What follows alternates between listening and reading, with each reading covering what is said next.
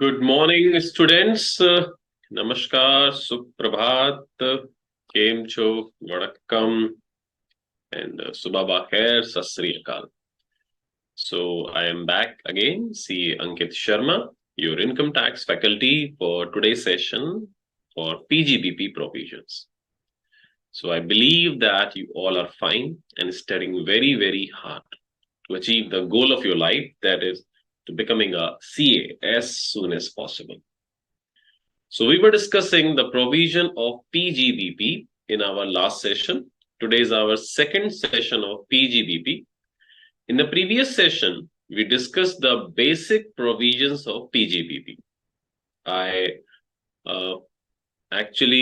we just try to understand the concept of PGBP, where we discuss the format for calculating the income under the PGBP head, the addition, the subtraction, etc.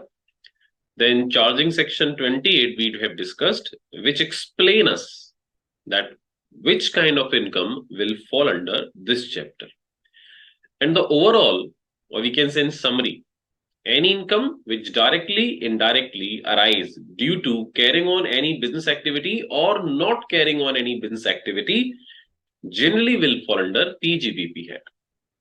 Then we discussed about the deductions provision that was starting from section 29, which says that certain deductions will be allowed as expenditure under PGBP head from section 30 to 43D. In which we discussed section 30, which was regarding the expenses we can claim for a building which is used for a business, whether as a tenant or as an owner. Then the same concept provision for plant and machinery, furniture, etc., which was discussed under section 31. We were discussing section 32, that was regarding depreciation, the first and we can say the important topic for PGBP, which is going to be asked in the question if it is related to PGBP. So depreciation was a very, very, very important topic under PGBP head, in which we ended our session at a time of discussion of, I guess, definition of block of asset. The block of asset under income tax says those assets having same rate of depreciation will fall under the same block. Once an asset comes into the block, its individual identity ceased. In that concept, we also discussed that under income tax, either there will be no depreciation on any asset, or there will be full rate of depreciation, or there will be half rate of depreciation. Okay. Till there, we have discussed the provision. Before starting the class, of course, let's take the good morning wishes from everyone. Okay, Alma Sheikh, good morning. Parth, good morning. Rama, good morning. Rama Devi, Navneet, Shavgufta, Anwar, Miss, good morning. Ajay Chauhan, good morning. Peshwari, Kadambari, Swati, Navneet, Mamta, Swati, Neha, Shreyas, everybody have a very, very, very good morning. So, Swati is asking, sir, please explain again charge of depreciation mandatory. So please, Swati, do not ask this kind of queries, because you can go back to the last session and scroll back the video and can check what is the exact meaning of mandatory charge of depreciation. For time being, I can tell you, income tax says the depreciation chargeability is mandatory, even if you are not going to claim it. Even if you are not going to claim that depreciation in your PGBP as an expenditure, still it will be reduced from the WDV of the asset. So suppose if a WDV of asset is 1 lakh rupees, DAP rate is 10%. So depreciation is 10,000. This is going to be charged mandatory. So this 10,000, if you want to claim, you can claim that in your P&L as an expenditure. But even if you are not claiming that 10,000 as an expenditure, even that case, your closing WDV or your opening WDV for the next year will be reduced by 10,000. That will be 90,000. Okay. Priyanka Pandey, good morning, sir. How are you? I am very good. Thanks for asking. Next is Swati is asking, sir, if the asset was put to use in the previous year 22-23, okay, previous year 22-23, then 180 days we have to calculate from 3rd October 22. In your question, Swati, you did not mention from which date it is exactly put to use. You might be asking due to leap year, I guess. Okay. So for 22-23, if the date for put to use has been given, I have just given you an, you can say a trick that from 4th October, if it is put to use before 4th October, generally it will be more than 180 days. And if it is on 4th October or after, it will be generally less than 180 days. But for the leap year, you should check it once. So for the previous year 22-23, if you'll take it from 3rd October, you need to calculate, you have to include the 3rd of October into the number of days calculation also. So for October, there will be 28 days, then add November 30 days, then December, then January, February, March. So if it is equal to or more than 180 days, you can claim the full rate of depreciation. Okay, next is Swati Pandey. Sir, capital nature means revenue expenditure. What are you saying? How can it be possible that capital nature is revenue expenditure? No, wrong question. Okay, so all good morning wishes have been discussed. So before starting the class, as usual, we have a thought for the day first.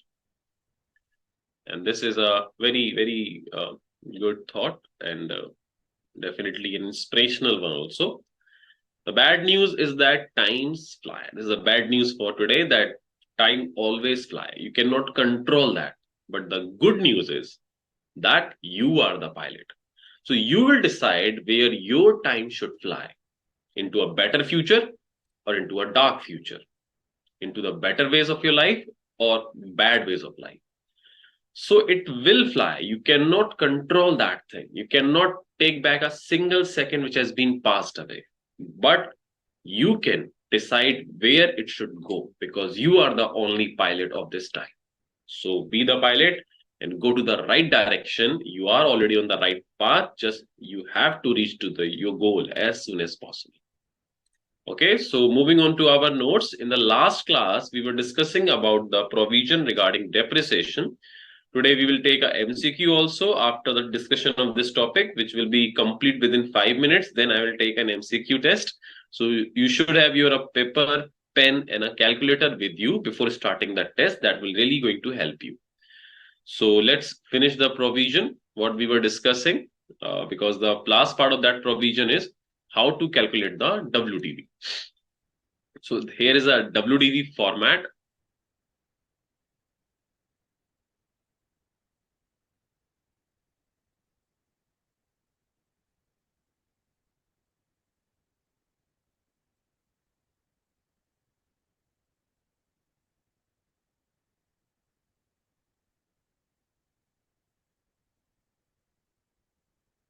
Okay. So we were discussing the block of asset definition, which have been completed in our last class. So now we will start from calculation of WDV of the block. Okay. So it's a very simple thing, and generally we all know about how to calculate the WDV of the block. It says, first of all, to calculate the depreciation, calculation for WDV of the block, and you can see it's very simple. First of all,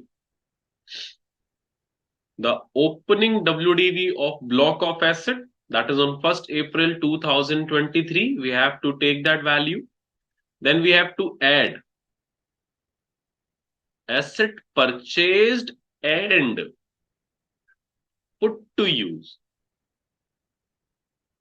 Only those asset can be added in the value of the block which has been purchased and put to use during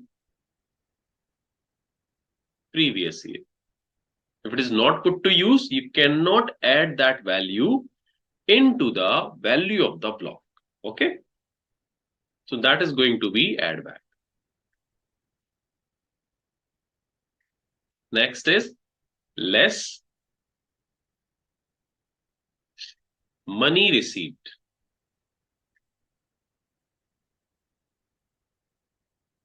for any asset which has been sold, discarded, etc. That is going to be deducted. Remember always, this value can be maximum up to the opening value plus addition. It cannot exceed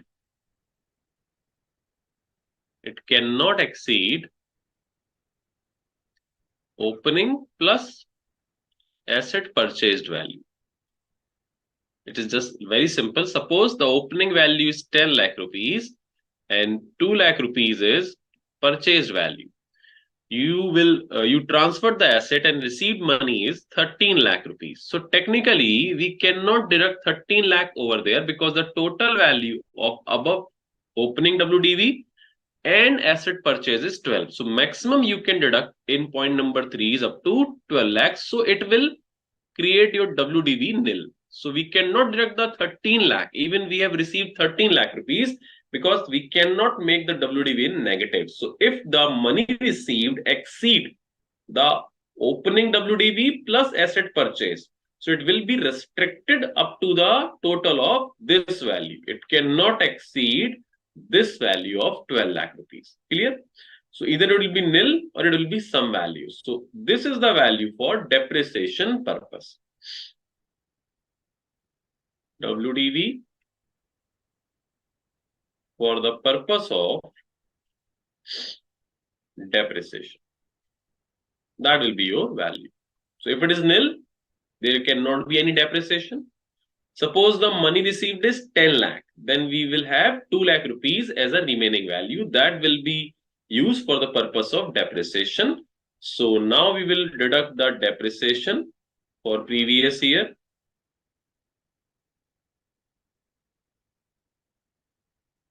After deduction, the depreciation for previous year, that will be my closing WDV for the purpose of balance sheet, we can say, or for the purpose of next year. That is closing WDV as on 31st March 24. Now there is very important one thing to know, that you can only claim the depreciation. You can only claim the depreciation if there is asset in the block. These both conditions must be fulfilled to claim the depreciation. Asset must be in the block and there must be some value in the block. Both conditions should be satisfied. If there is no asset in the block but value exists, you cannot claim the depreciation, and even vice versa. You might be feeling confused that what is the concept of this thing, what is the meaning of this provision. So let me explain this with the help of an example, and let me tell you, this is very, very important for your examination. Generally, in some circumstances in the question, there is value exist, but there is no asset. So student might wrongly charge depreciation in that question. So please always remember that for chargeability of depreciation, there must be asset as well as value in the block. For example, there is a block of asset, and the question it says we have 4 assets in the block, A, B, C, D. The opening WDV of this block of assets, suppose 10 lakh rupees. A new asset has been purchased, used for more than 180 days in previous year for rupees 2 lakh. So technically we have, suppose the name of the asset is E. So we have now 5 assets in the block, clear? And the value of the block is 12 lakh rupees. Now suppose question says that out of these 5 assets, we sold A, B, and E in previous year for rupees 10 lakh. So now you can say we have value for the purpose of depreciation in 2 lakh rupees. So now if you will say there is value in the block and plus there are two assets in the block. So there are value and asset both exist. So now we can claim the depreciation on 2 lakh rupees. Suppose the dep rate is 10%. So we can calculate the depreciation at the rate of 10% on 2 lakh rupees. That will be 20,000 and 1,80,000 will be the value for next year opening WTV. But now suppose if the question says that the money received for transfer of A, B and E is suppose 14 lakh rupees. So now my opening value is 10 plus purchase 2, 12. Money received is 14. So I cannot deduct 14 lakh because the provision says maximum you can deduct up to the value of opening and the asset purchased during the year. So now the value is 0. So you can see now the value does not exist, but assets are there. But because we need both things, value and assets, so we cannot charge depreciation in this scenario. So that is an easy case because you will have 0 value. So you automatically, mathematically cannot charge the depreciation. But where the mistake arises, if the question says like this, suppose money received is 9 lakh rupees for all assets sold.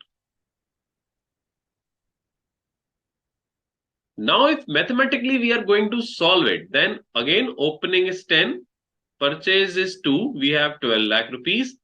Money received, we will deduct 9 in out of this 12 and we will have 3 lakh.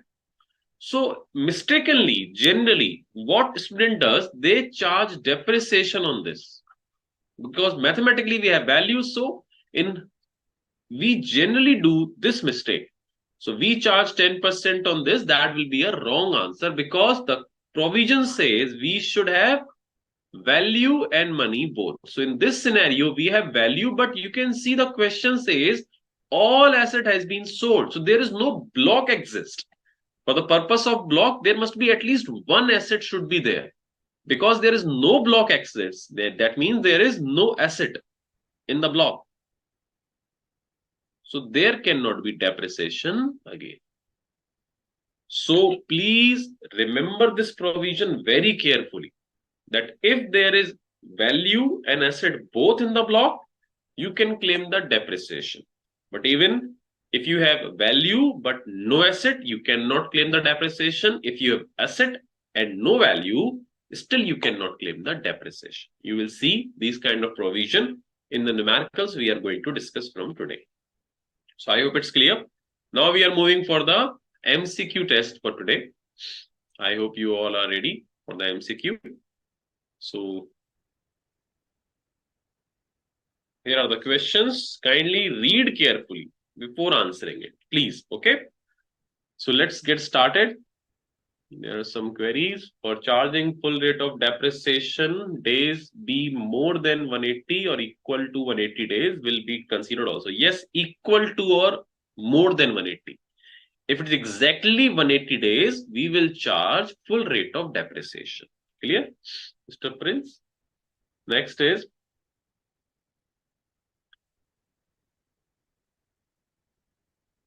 Manish Kumar is saying that block of asset mentioned on page 3.210, do they exist separately or they can also be merged based on same rate of depreciation? So if the depreciation rate is same for any asset or block, they can be merged together. There is no issue. Okay. Next is, I came to know the BOS app in later period. Currently, I am following the class. Do you think it will be good enough for appearing May 24 examination? Prabir Datta. Of course, there's always time for it. Of course, the examination is in May 2024. You have almost like 5 or 6 months for the preparation left. And if you can devote your full time, if you can work hard, definitely you can do that. Of course, it is possible. Exactly. You have to work for it and it will be. We still have time to complete everything. Okay. Rahul Jain asking, sir, this money receipt criteria should be calculated in respect of individual asset or block. Of course, it's for block of asset. If there is 5 assets in the block, then money received for any of the asset or for all the assets of the block should be deducted out of the value of the block. There is no separate individual identity for even money received purpose also. Okay, Ms. Ramadevi is asking, sir, the balance 1 lakh in sale of asset, how that amount treated, that will be the part of capital gain. Under PGBP, if you cannot claim the depreciation in any circumstances, that treatment will go under the capital gain provision. Do not worry, that is the capital gain topic. In PGBP, we are seeing, can we claim the depreciation or not? So if there is no value or no asset, then automatically we cannot claim the depreciation. And when we cannot claim the depreciation under income tax, the treatment will go to the capital gain. There is a section 50 under capital gain topic which talks about capital gain in case of depreciable asset, and you can correlate. I'm not telling the section 50 you right now because that you might get confused because you do not know the provision regarding capital gain till now. But when we will discussing the provision under section 50, then you can correlate. Section 50 will exactly say the same, that capital gain will arise in the case of depreciable asset only when there is no depreciation allowable under PGBP. That is a very interesting correlation.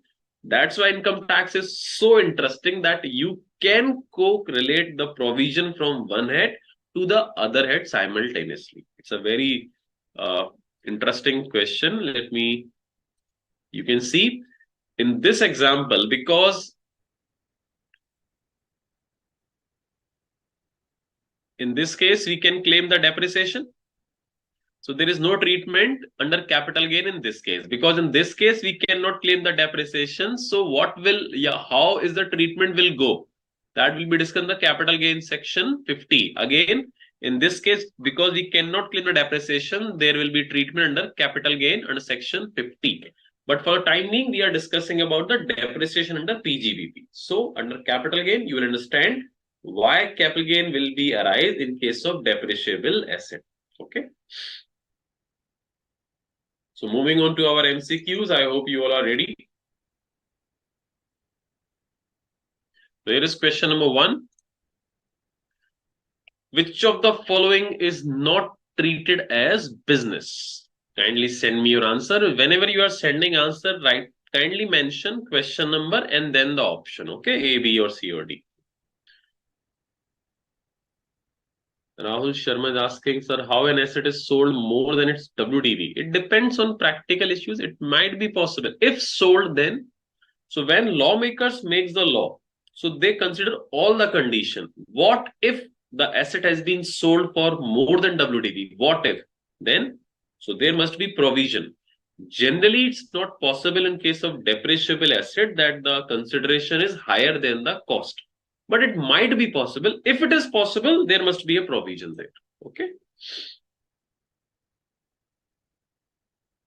Keshav Chaudhary, last example, there will be left closing WDV 3 lakh. Is there any impact for this? No. If it exceeds the total opening WDV plus purchase asset value, the difference of 3 lakh or negative value will not impact the next year value. The treatment will be under capital gain, as I just discussed with you. Just focus upon the depreciation, that in which condition depreciation can be claimed.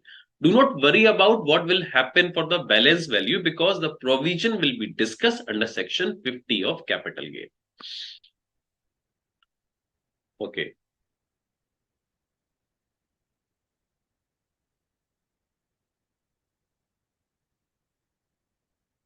Ruturaj is asking, sir, if the asset is used for some time and then sold, then can we reduce the depreciation? No. Under income tax, you cannot claim the depreciation if you use that asset for some time.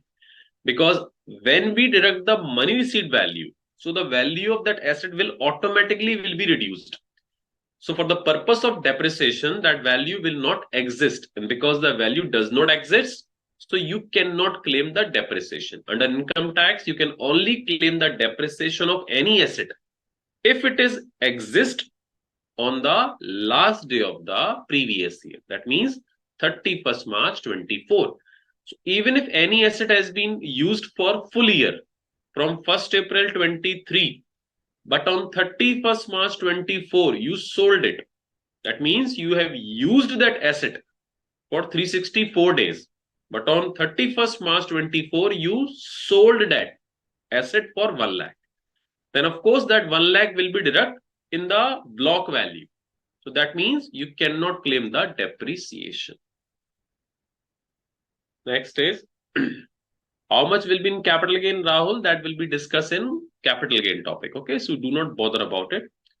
Okay, so the answers are coming. Which of the following is not treated as business? So the correct answer is, of course, option number D. That is, D is a profession. Doctor is running a profession. Well done for those who have given the correct answer. Rahul is wrong. Tushar is wrong. Kindly read the question carefully. Okay, Kokanati, Balampuralali, Krishna B. No, of course not. Business. So in all of these options, manufacturing is business, trading is business, adventure in the nature of trade or commerce, that is also a business. Except D. D is the profession, not a business. Second, which of the following treated as profit for PGBP? Question number 2. Kindly send me the answer as soon as possible because these are a very simple question. You should not give me the wrong answer. It's a very, very simple question. So I believe that these theoretical question you can answer easily. Later, there will be depreciation question. So that will be for the calculation purpose. But these questions are very simple. Which of the following treated as profit for business? Cash or kind, voluntarily received income from an illegal business. The correct answer is question number 2, D. All of the above include as the for the purpose of profit of the business. We have discussed this in the definition of meaning of income. Next is, which of the following condition are to be fulfilled for charging an income under the head profits and gains from business and profession? Kindly send the answer of question number 3. Almost everyone has given the correct answer of question number 2. Very well done. Except Prabir Dutt, he is saying C option. No, it's D. Okay. So now question number 3 for all of you. Which of the following condition are to be fulfilled for charging an income under the head PGBP? All of the above. There should be profit, business or profession must be carried on by the assessee, and it should be during the previous year. All the above conditions should be satisfied to claim any income under PGBP head. Next is,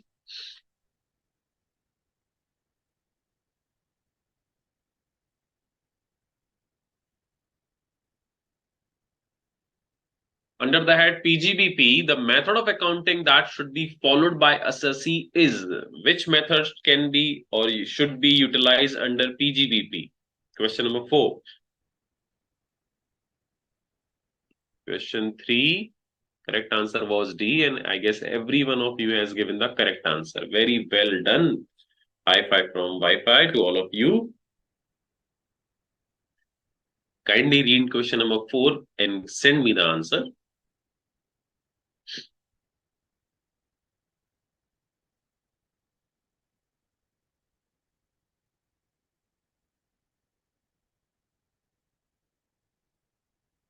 Correct answer is, of course, D. Cash or mercantile system can be used for PGBP and income from other source. Under the Income Tax Act 1961, notional profit from speculative business is taxable, non-taxable, other source, or PGBP, either A or C, depends. You might be going to ask what is the meaning of notional profit. We have discussed this term also under income from house property, notional income. So notional means deemed profit. So deemed profit from speculative business is taxable under income from other source or non-taxable or PGBP or either A or either C, depends. What is the correct answer? You can give me the correct answer if you understand the meaning of notional profit. Question number 5, correct answer I am waiting. You might be seeing question 1, 2, 3, 4 was very, very easy. Now from question number 5 onwards, you will see the question will be little difficult. The correct answer of question number 5 is B. It's not D. Question A answer was D, B was D, C was D, and fourth was D. So you might be thinking all answers are D. No, wrong. Question number 5, correct answer is B. Notional profit means assumed profit. For example, you have purchased ABC Limited Company's shares today. Okay, you have purchased ABC Company Limited shares today for rupees 1 lakh. And on 31st March 24, suppose on 31st March 24, that shares value is now from 1 lakh to 1 lakh 25,000. So there is 25,000 increment in the value of share on 31st March 24. But we did not sell it yet. We are holding that share, but we did not sell it yet. So is there any profit of 25,000? If the value was 1 lakh and on 31st March, the value suppose 1 lakh 25,000. 1 lakh 25,000.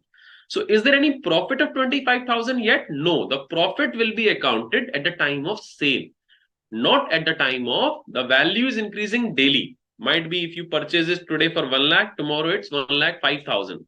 We cannot consider 5,000 rupees as a profit until we sold it. So there will be non-taxability on the basis of notional profit. Okay. So the correct answer is B. It's a good question.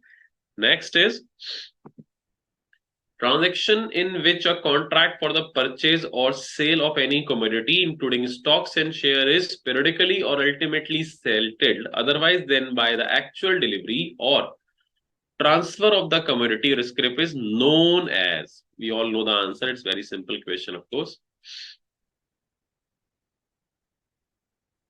The correct answer is, of course, question number 6, speculative business. We have read the definition of speculative. The correct answer of question number 6 is B. Question number 7, again, on a theoretical basis, ex-manager of XYZ Limited since 2004 was terminated by the company on 1st August 23 by paying a compensation of 20 lakh. Such compensation is in which head this is going to be taxable.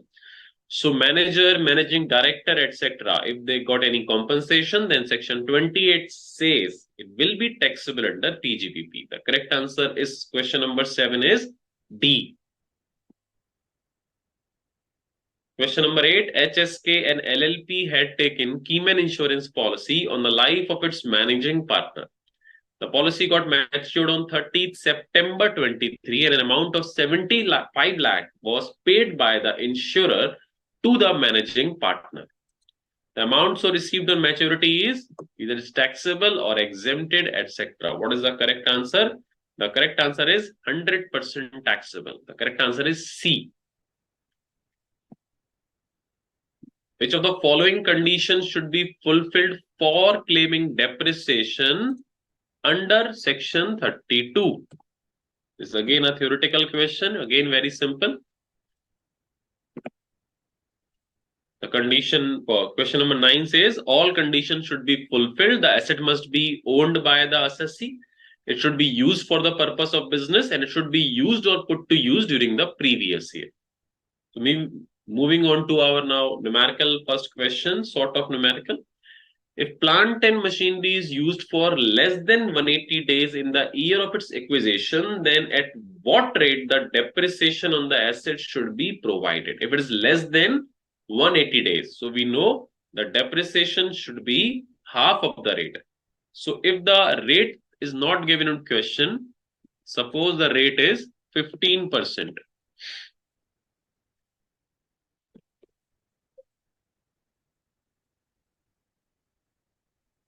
Suppose the rate is 15%, then we can claim option A is correct answer. We can claim 7.5%. Okay. If the machinery is purchased on 14th October 23, but not put to use during the previous year, then at what rate depreciation will be provided on it? Of course, suppose the rate is 15%. So if it is purchased but not put to use in the previous year, then what will happen? There will be no depreciation. The correct answer is C. If a block of assets cease to exist on the last day of the previous year, depreciation admissible for the block of asset will be. Kindly answer question number 12. That's a good question. I skipped the other question very fast because there is very simple question and you can answer it easily. So if a block of assets cease to exist on the last day of the previous year, on the last day of the previous year, that means 31st March 24, there is no block exist. So what will be the depreciation allowable in this circumstances?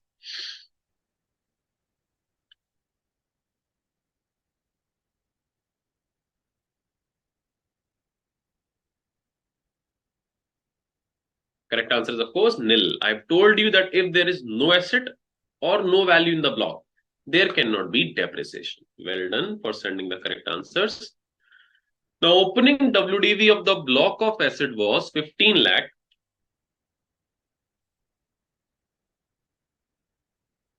This is 15 lakh. During the year asset was acquired. So what my opening WDV? That is 15 lakh rupees. During the year asset was acquired under this block on 15th June 2022. That will be 23, not 22. Okay. So 10 lakh rupees new asset has been purchased. If the question is silent, we can assume that it has been put to use from the day it has been purchased. So if it is purchased on 15th June 2023 and put to use from that date, that means it's more than 180 days. Always mention in the question for your convenience that these days in front of the value of the asset. So that will be really easy for you to find out the value of depreciation at the time of calculation of depreciation, because if we write it down that it is more than 180 days, so at the time of calculation of depreciation, we know that we need to charge full rate of depreciation in this case. Rate of depreciation of the block is 15%, so you need to calculate the depreciation for the year. So we have now 25 lakh rupees value of the block. The dep rate is 15%. So what will be the depreciation for the year? That is option number B, 3,75,000. Okay. So these were questions and they were all easy.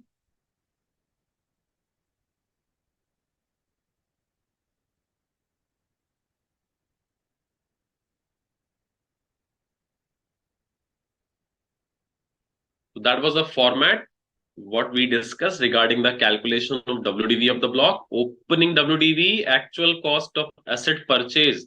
The important word also is actual cost.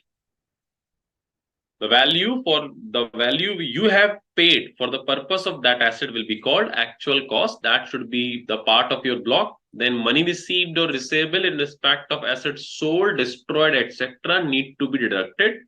It cannot exceed the above values. Then depreciation at prescribed percentage. Then we will have our closing WDV for the purpose of Income Tax Act. Now the concept of additional depreciation comes. After the concept of additional depreciation, we are going to discuss the numerical provision from study material for depreciation and additional depreciation question. What is the exactly meaning of additional depreciation? It says in certain cases, income tax will provide additional depreciation to the assessee. That is, in addition to the normal depreciation, what you are going to claim as above. That is, you are going to claim as per section 32, normal depreciation. But in certain circumstances, income tax department is providing you extra depreciation. And this can be claimed only for once in the year, in which asset has been purchased and put to use. So what are the provision? How we are going to calculate it? Let's discuss. Additional depreciation on plant and machinery acquired by an industrial undertaking. So additional depreciation rate is 20% extra. This is only available on plant and machineries. That's it. Not upon building, not upon any other asset. It should be that's a plant and machinery acquired by an industrial undertaking. So you can claim the additional depreciation, extra depreciation instead of normal depreciation. You can also claim the normal depreciation, but this is an extra depreciation. Again, if that asset is used for less than 180 days, then half of this 20%, that means 10% you can claim in that previous year, and balance 10% you can claim in the next previous year. I have made a summary for this provision. It's a very important thing that this additional depreciation benefit is allowed only if you opt out from the default tax regime. That means this can be claimed only under optional tax regime. So if you are under default tax regime, you cannot claim the additional depreciation benefit. Additional depreciation would be allowed to an assessee only if he exercise the option of shifting out of the default tax regime provided under section 115 BAC 1A. It is not allowed when the assessee pays concessional rates of tax under the default tax regime under section 115 BAC. So it is a summary for your help, and it will really makes the provision very easy for you to understand. Additional depreciation on new plant and machinery under section 32. Additional debt shall be in addition to the normal debt and allowed to all assessee, including an assessee engaged in the business of generation or distribution of power. Eligible assessee, an assessee who is engaged in the manufacturing business only. So you can claim this depreciation if you are in manufacturing activity involved. Eligible asset, all new plant and machinery purchased and installed. The important word is purchased and installed on or after 1st April 2005, excluding the following asset. So you can claim the additional depreciation on all new plant and machinery which has been purchased and installed in the previous year, except the following asset. Those are ships and aircraft. Ships and aircrafts are also asset, also plant and machinery, but it has been excluded from the definition of plant and machinery for the purpose of additional debt.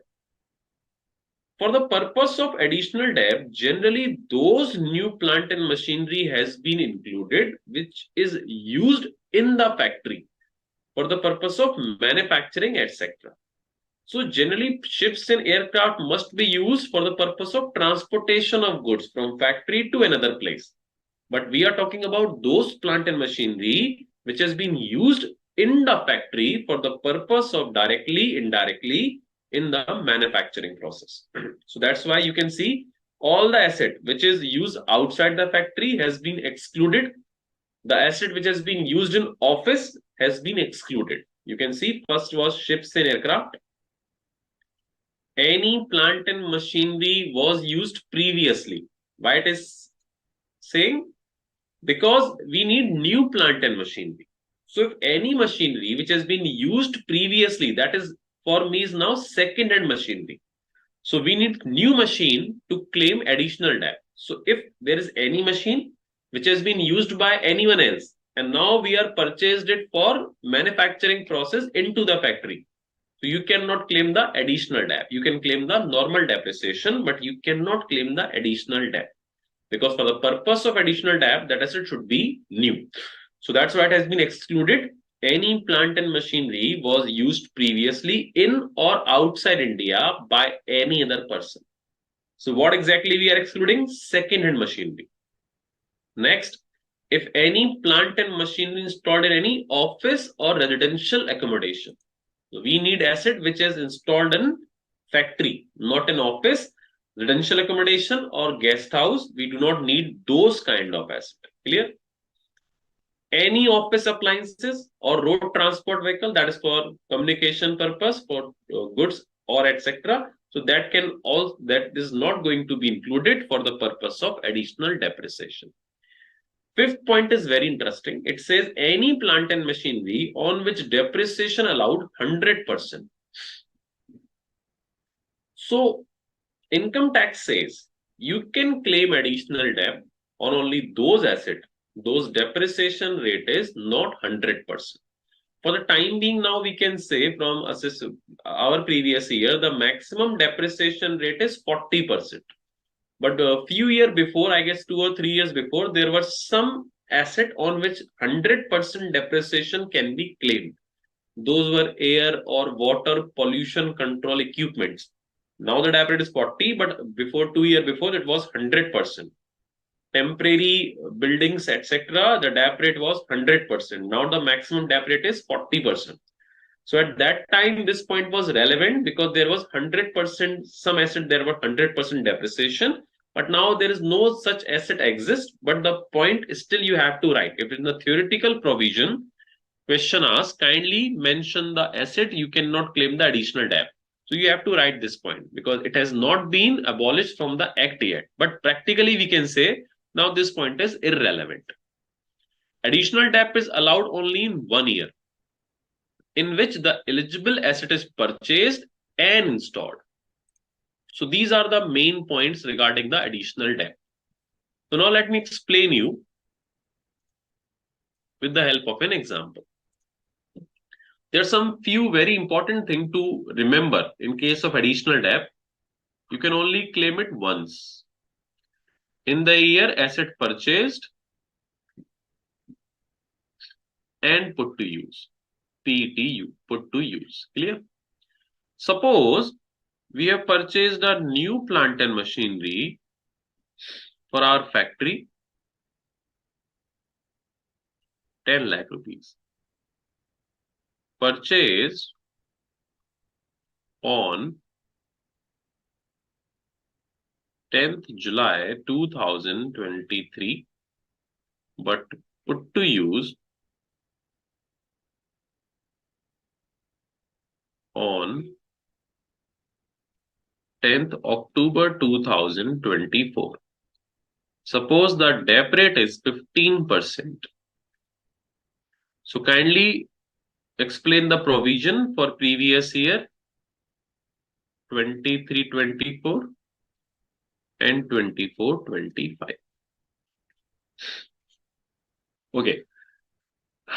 So in which year, first of all, you have to tell me in which year we can claim additional debt.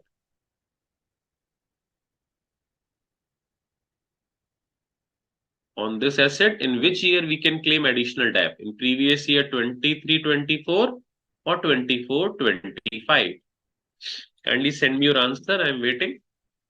If asset has been purchased for rupees 10 lakh on 10th July 23, but put to use on 10th October 2024, and DAP rate is 15%, and suppose all other condition has been fulfilled regarding it's not second hand, it's a new machinery, it's used into the factory. So tell me in which year we can claim the additional DAP. I'm not asking about the normal DAP, I'm asking about the additional DAP. In which year we can claim the additional DAP for this asset? Let me see.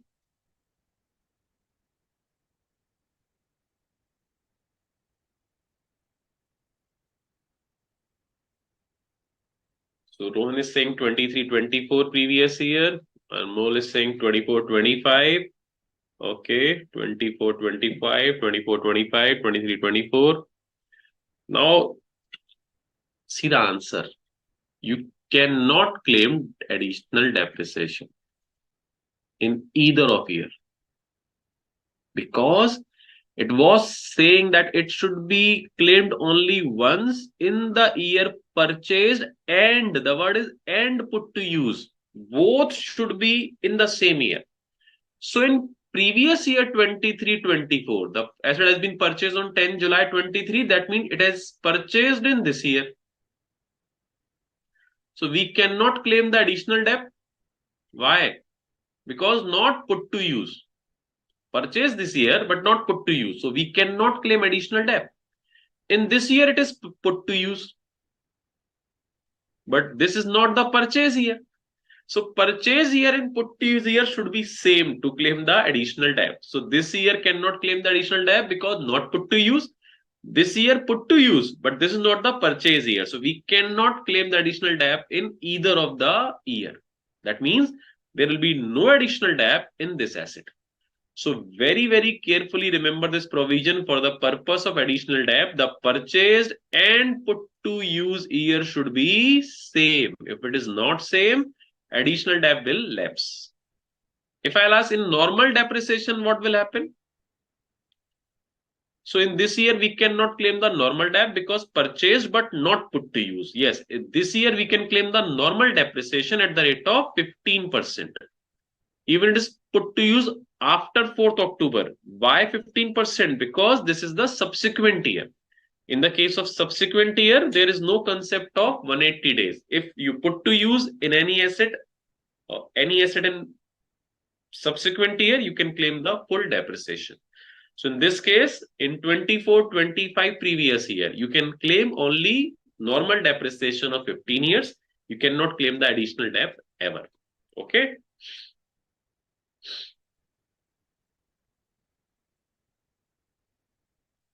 Let me take some query.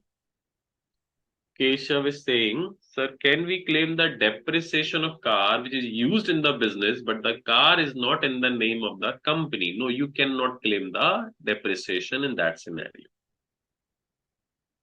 Sir, what if the depreciation rate is not given? We have to make assumption? No, you do not need to make assumption. You have to remember these rates. We are going to discuss the depreciation rate in our notes. Just after this provision of additional debt, there are certain rates in a table form has been given. You have to remember them. Generally, it might be given in question, but if it's not given, then you have to remember that. Next is, from 1st April to 4th October, it comes 187 days, and from 1st April to 30th September, it comes 183 days already. After 30th September, it crosses 180 days. What you are trying to say, Ramadevi? I'm not getting it.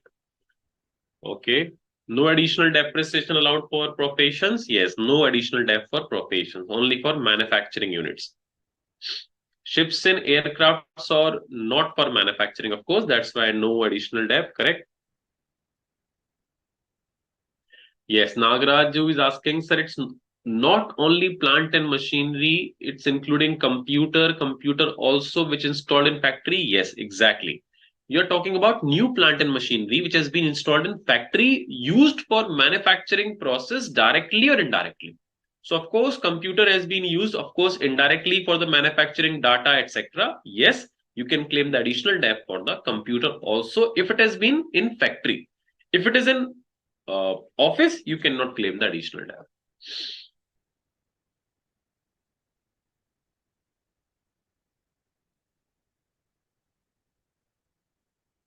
Okay. Back to the notes.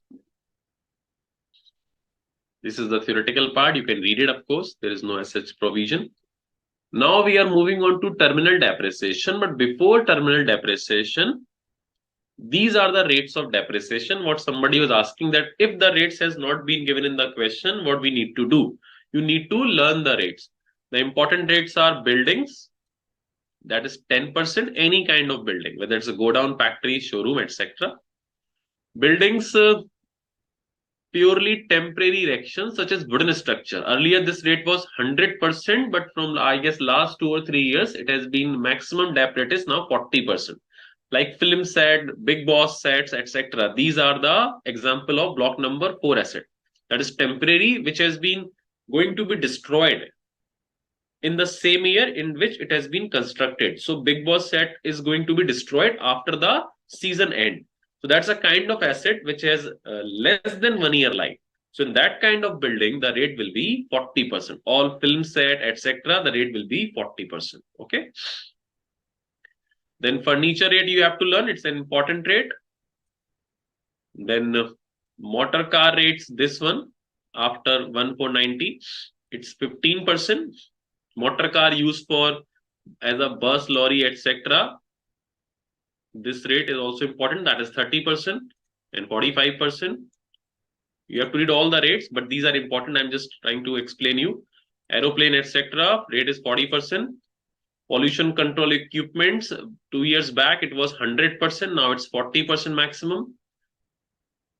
Next, you have to read all the rates, but I'm just trying to mark those rates which are more important for the examination. Computers, including computer software, rate is 40%. Books, this is must be surprising for you that books are also asset. So books for a professional is technically an asset. For chartered accountants, for doctors, for advocates, books are technically plant and machinery.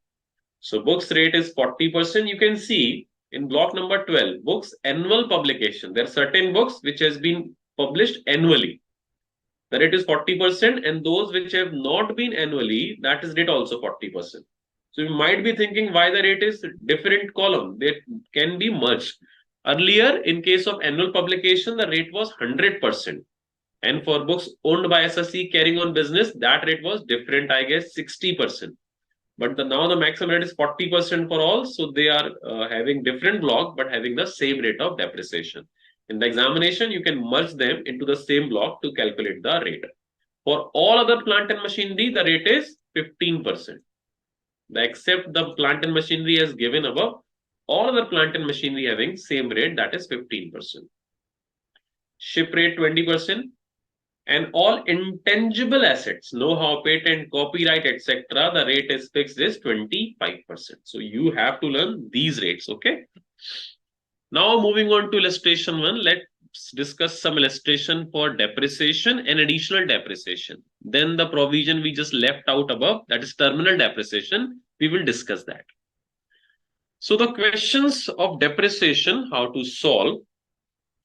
Mr. X, a proprietor engaged in a manufacturing business, furnishes the following particulars: opening balance of plant and machinery as on 1st April 23. That is WDV as on 31st March 23 after reducing the depreciation of last year is 30 lakhs. So in the question, we have been provided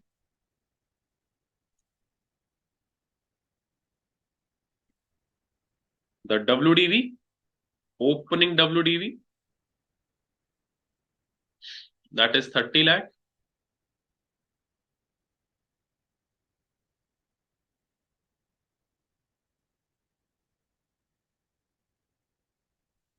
I can solve it over here only also. So we can see the question as well as the answer. Fine. In short, we can see opening WDV, that is 30 lakh. Clear? Then new plant and machinery purchase and put to use on 8th June 2023. So if any asset has been put to use before 4th October, technically, this is on 8th June. That means this is going to be added in my block value and it's more than 180 days. That is 20 lakh. Clear? Then new plant and machinery purchased and put to use on 15 December. So that is also going to be added to my value, but it's less than 180 days because put to use in December. That is 8 lakh.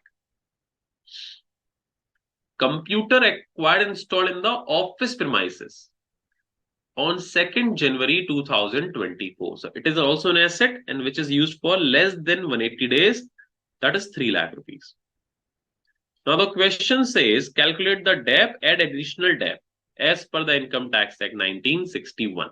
So now let me solve this in detail because we have discussed the question. Now moving on to the solution. So opening WDV is 30 lakh plus one asset has been purchased and put to use, that is for more than 180 days. The value is 20 lakh. Clear? One asset has been purchased and put to use in December. The days, number of days is less than 180 days, and the value has been given in question was 8 lakh. Computer also purchased less than 180 days and installed in office. So the value is 3 lakh rupees. Now we need to calculate the normal depreciation and additional depreciation. In case of machine, the DAP rate is 15%. So on this opening WDV, we will charge the full rate of depreciation, that will be 4,50,000. Additional DAP will not be available because it's a opening WDV. The new machinery purchased and installed for more than 180 days. So the normal depreciation again will be 15% in this case, that will be 3 lakh. Can we claim the additional DAP? Yes, we can claim the additional DAP. At what rate? That will be 20% in this case. That will be 4 lakh rupees. Then in this case, yes, the DAP rate will be less 50%, that is 7.5%, that will come 60,000. Additional DAP, yes, that will be 10%, that will be 80,000. Because computer installed in office premises and it's less than 180 days. So DAP will be 20%, that is 50% of the value, that is 60,000. And there will be no additional DAP because it is in office. So now we have the value of depreciation as well as the additional depreciation. That is 4,80,000 is my additional DAP. And this is my normal depreciation. So total value will be, this is 8,70,000, 13,50,000. This is my closing WDV. We can reduce the DAP. We will reduce the additional DAP. And then we will have our WDV as opening WDV for the next year. So always write these things. It will help you to find the correct rate of depreciation in this scenario. Clear? Here is the solution. You can see the normal depreciation, the additional depreciation. We have the value, WDV value we have over here. And this is the plant and machinery WDV value is in question. You can see the solution, detailed solution is there. Now the concept of terminal depreciation. We have to discuss the concept of terminal depreciation. It's a very simple topic. It's a very, very easy topic. Very small also. Terminal depreciation is applicable in case of only power generating undertakings. So if you are an electric company, if you are a power generating undertaking, in that case, you have an option to claim the depreciation as per SLM method. In the income tax, most of the cases, almost all the cases, we claim depreciation on reducing balance method, WDV based. But in case of power generating undertaking, we can claim the depreciation as per SLM method. So the provision says, if a straight line depreciation method followed on power generating undertaking units sold after the use of such asset more than one previous year, then we can claim the terminal depreciation as follows. In case of power generating undertaking units, if any asset is sold, discarded, demolished, or otherwise destroyed in the previous year, then the depreciation amount will be the amount by which the monies payable in respect of such building, machine, plant, or furniture together with the amount of scrap value, if any, falls short of the WDV thereof. The depreciation will be available only if the deficiency is actually written off in the books of the assessee. So you might be thinking what exactly this provision says. What is terminal depreciation? It's very, very easy. In generally language, in accounts, when any asset has been sold, we calculate loss on sale of asset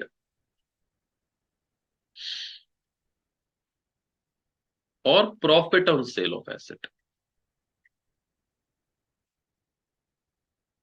Under income tax, this treatment is under capital gain chapter. Capital gain is profit on sale of asset and capital loss is loss on sale of asset. But in case of power generating undertaking,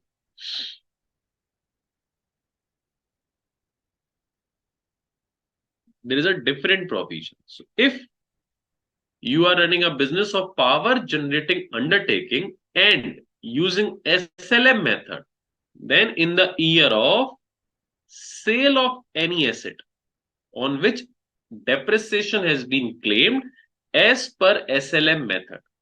The provision says if there is any power generating units using SLM method, then in the year of sale, there will be calculation of terminal depreciation. And what is the meaning of terminal depreciation?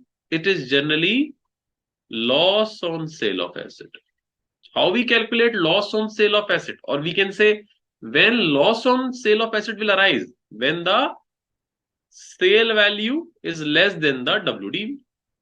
Of course, if you have an asset, WDV is 10 lakh and sale value is 8 lakh. So that is what? Loss on sale of asset.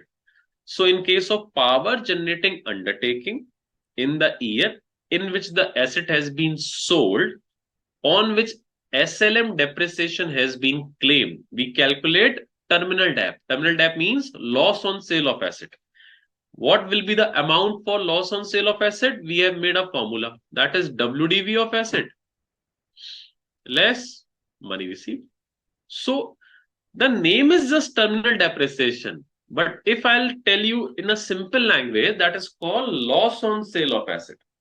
So in case of power generating units at a time of transfer, if loss happen, that is called terminal depreciation. And this terminal depreciation can be claimed as a loss under profit and loss debit side of the business. So loss can be claimed as a loss under PGBP head. What if profit arise? What if the WDV was 10 lakh and you sold it for 16 lakh? Suppose if profit then, so profit name is balancing charge.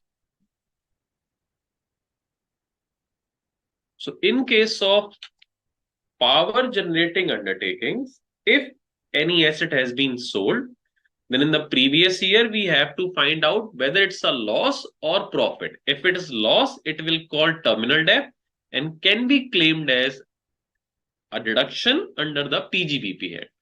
If it is profit, it will be called balancing charge and it will be shown in the credit side of the P&L account.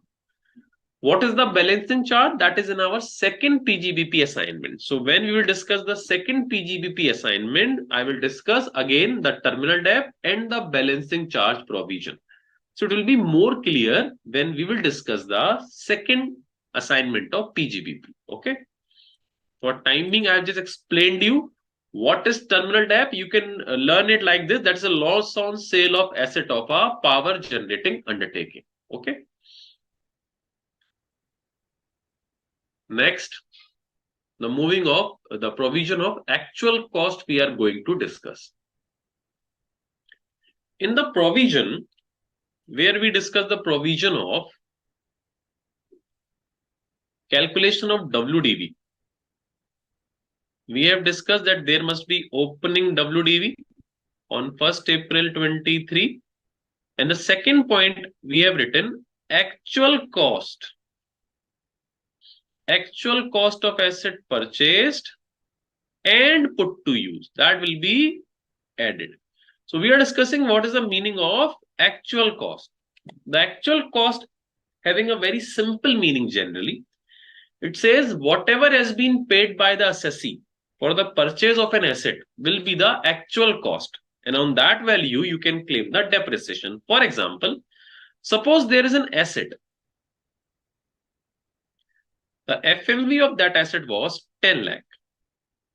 But you got that asset only for rupees 6 lakh. Due to any reason, you got that asset for 6 lakh rupees. The market value of that asset was 10 lakh, but you got that asset for rupees 6 lakh. So what value should form part of my WDV? 6 or 10? Or I can ask you, what is the actual cost of the asset? The definition of actual cost of asset says actual cost to the assessee. So the market value was 10 lakh, but you got that asset for 6 lakh. So actual cost will be 6 lakh. If the market value is 10 lakh but you got that asset for 12 lakh. The actual cost will be 12 lakh. So whatever has been paid by the assessee will be the actual cost for the assessee for the purpose of depreciation, etc. You can see it has been explained over here. The definition: actual cost of the asset.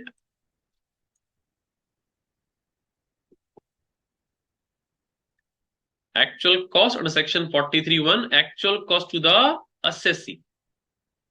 Less cost met by directly or indirectly by any person or authority, etc. The balance is my actual cost. So if an asset cost is 10 lakh rupees, but government provided a subsidy of 3 lakh rupees on that asset. So I paid only 7 lakh rupees for that asset. So actual cost for the purpose of business, for the purpose of depreciation, for the purpose of block of asset, for the purpose of me is only 7 lakh rupees. So that will be the actual cost in my case. So whatever is going to be paid by me will be the actual cost for the purpose of my business head or for my depreciation. One by one, we will discuss the provision regarding it. All theoretical concept, very easy. So when we will complete our actual cost, this assignment number 1 will be over. The expression actual cost means the actual cost of the asset to the assessee as reduced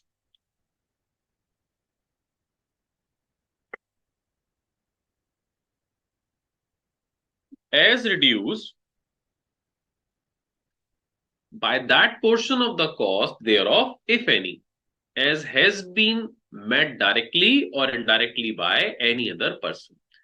However, where an assessee incur any expenditure for acquisition of any asset or part thereof, in respect of which a payment or aggregate of payment made to a person in a day, otherwise than by an account paid check. But if you are purchasing any asset, so in a single day, if you are paying for that asset amount in other than bank mode, in that case, that expenditure would not form part of your actual cost.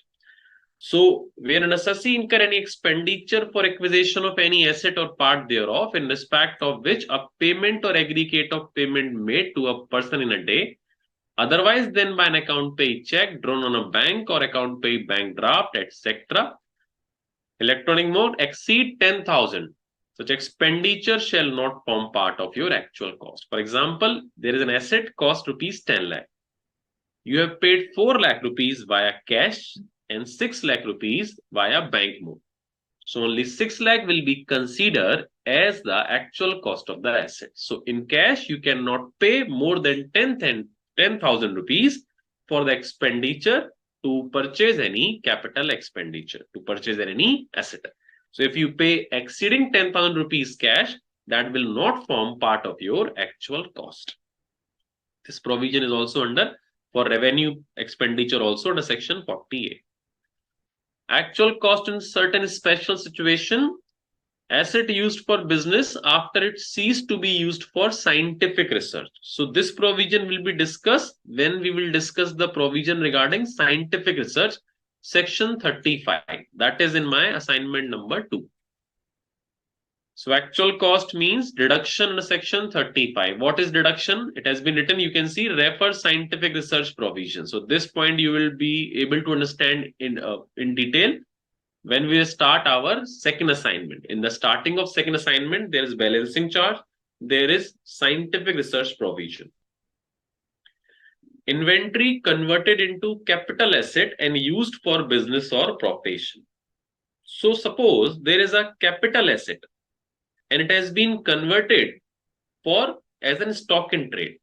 So in that situation, if capital asset is converted into stock in trade, that is a capital gain part. But suppose if there is any inventory, that means stock in trade, which has been converted into a capital asset, then what is the cost of that capital asset? That will be the fair market value. It says where inventory is converted, that means my stock in trade is converted or treated as a capital asset and used for the purpose of business or profession, the fair market value of such inventory as on the date of its conversion into capital asset determined in the prescribed manner shall be the actual cost of such capital asset to the assessees. So it says, suppose if I have an inventory, I'm a builder and building is my stock in trade. So one of my building, I converted that building into my capital asset. The cost is suppose 50 lakh rupees at the time of conversion, the fair market value. So that 50 lakh will be the cost for the purpose of capital asset. Actual cost, FMV on the date of conversion of such inventory will be the cost of such capital asset. This you will be understand when we will discuss the provision of capital gain chapter. Asset is acquired by way of gift or inheritance. So actual cost in this case will be actual cost to the previous owner less depreciation allowable if asset was the only asset in the block. Next is second-hand asset.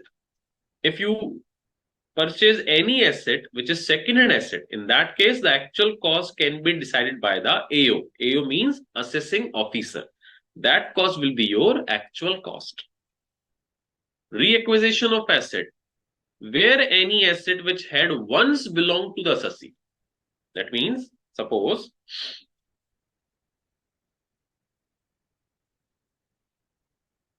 it says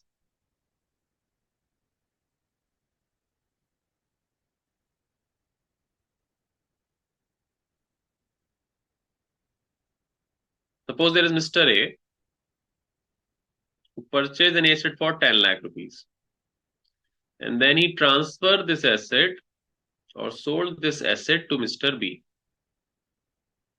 for 8 lakh. Now after some year, again this asset has been reacquired by Mr. A for rupees 7 lakh. So now when he reacquired this asset at this time, what will be the actual cost? This provision is going to explain. So where any asset which had once belonged to the assessee and has been used by him for the purpose of his business or profession and thereafter ceased to be his property, he has transferred it to someone else, to Mr. B, by reason of transfer or otherwise. Now this is again reacquired by him. So the actual cost shall be the actual cost when he first acquired the asset minus depreciation allowable to the assessee as if the only asset in the relevant block of the asset or the actual price for which the asset is reacquired.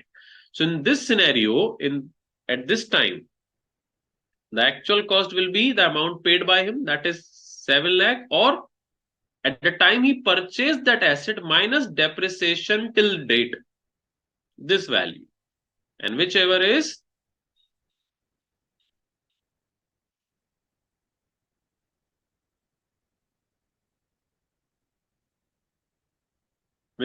lower, that is going to be the actual cost in the hands of that assessee.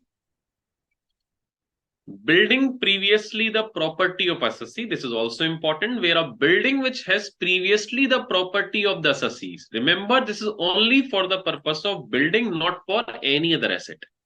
So where a building which has been previously the property of the assessee is brought into use for the purpose of business or profession, its actual cost to the assessee shall be the actual cost of the building to the assessee as reduced by an amount equal to the depreciation calculated at the rates in the force on the date that would have been allowed had the building been used for the purpose of the business of the profession since the date of its acquisition by the assessee. So now it says, suppose Mr. A purchased a building in previous year 20-21 for rupees 10 lakh. For his personal purpose, residential purpose. After 3 years, he start using this business for his business purpose. He start using this building for his business purpose. So now what will be the actual cost for the purpose of business? So the provision says the actual cost will be the purchase price, that was 10 lakh rupees, less 3 years depreciation. Assuming that from starting, suppose that from starting it has been used for the purpose of business, then what would have been the value after 3 years? So we need to claim 3 years depreciation as per WDV value. After the 3 years depreciation charge, what is the value in the current year? That is going to be my actual cost for the purpose of business and profession from this year.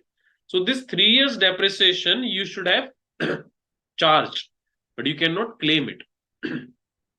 So because from previous year 2021, 21, 22, 23, 24, these 3 years after these 3 years of depreciation, in the year you start that asset into your business, that building into your business, that will be your cost of acquisition. And remember, this is only applicable in case of building, not for any other case, as in illustration number 2.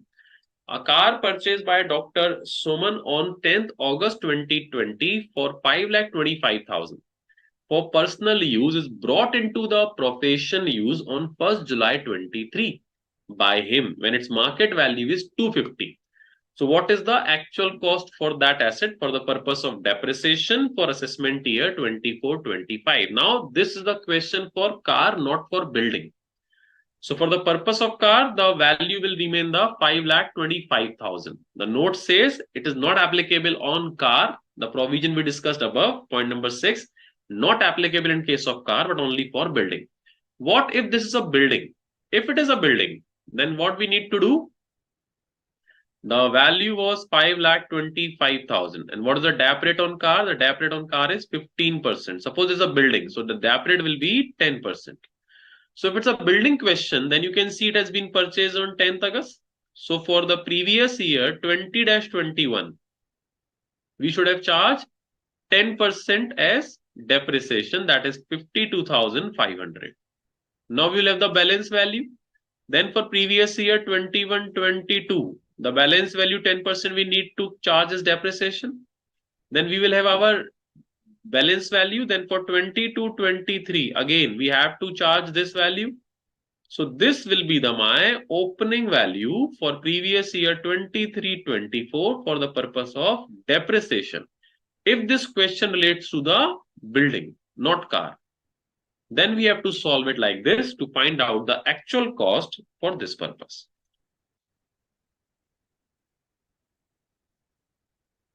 Capitalization of interest paid or payable in connection with acquisition of an asset. That's a very general provision. In respect of asset, we already know that all the expenses up to put to use of that asset is going to be capitalized.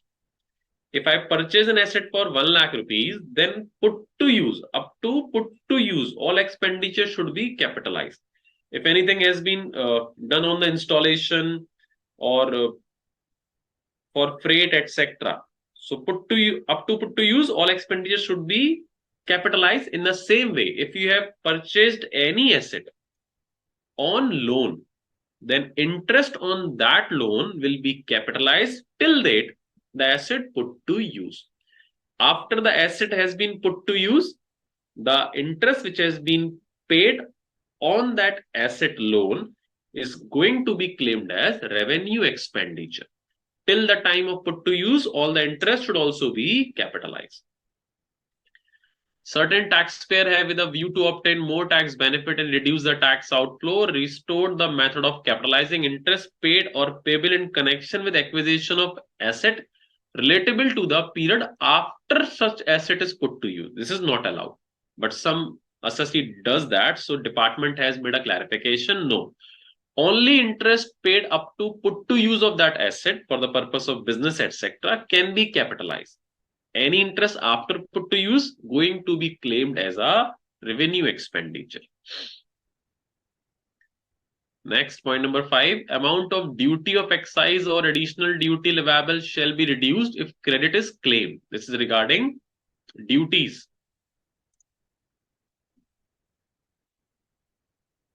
So suppose we have import one asset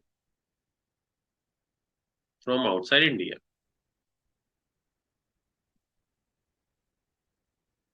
For rupees 10 lakh. And on this, custom duty will be applicable. Under custom duty, there is an element which has been recognized as the GST, that is called additional duty of custom, which is equivalent to IGST. Suppose 18% is applicable on this, that is 1,80,000 rupees. Suppose the value we have paid for the purpose of that asset is 11,80,000. Now the question says it is universal, not in case of custom, but for every case, for normal GST also. If you have paid GST on any asset, and if the credit is available, we are going to claim the credit of this GST part, then depreciation cannot claim on this value. Then the actual cost will remain 10 lakh for the purpose of depreciation if the credit of any tax paid has been available. But if no credit is available, suppose the question says this credit is not available, then the actual cost will be 11,80,000 for the purpose of depreciation. So remember, for all types of duties, taxes which has been paid on any asset, in that scenario, if the credit is available has been given in question, then you will exclude that credit, and the balance value, that means 10 lakh rupees, is the actual cost for the purpose of depreciation. The 10 lakh only be the part of my block of asset. But if the question says credit is not available, then full value, including that tax, is going to be the part of my actual cost, and depreciation can be claimed on the whole value. These are generally all theoretical provision. Next, subsidy or grant, we have discussed in earlier. If any subsidy or grant has been paid by the government, that will be reduced from my actual cost. Depreciation can be claimed only on that value which has been paid by me. If the asset value is 10 lakh, subsidy of government is 1 lakh, I have already paid 9 lakh rupees, then the actual cost will be 9 lakh. Point number 7, asset is acquired outside India by an assessee being a non-resident, and such asset is brought by him into India for the purpose of business. Again, the same provision as per the building case we have discussed above. That if it is a building and it's used in the business, then we will charge depreciation, assuming that this is starting it has been used for the purpose of business. Same in the case of a non-resident. If he is carrying any asset which has been used by him outside India, he has been brought that asset into India for the purpose of business. So we will claim the depreciation, assuming that from starting it has been used for the purpose of business in India, and the remaining value will be eligible for the purpose of depreciation. Capital asset on which deduction is allowed under section 35AD. So 35AD provision will also fall under assignment number 2. So you will be able to understand that if there is any asset which is used for scientific research, that is also assignment number 2. If there is any asset which falls under section 35AD, the cost will be nil in this case if the deduction has been claimed. What is the exactly provision that you will be able to understand when we will discuss section 35AD. This is the block of asset format has been given, what we have discussed already in our depreciation topic. Carry forward and set off of depreciation. Okay, that's a question which relates to carry forward and set off provision. So let's take the queries, then we will discuss this provision.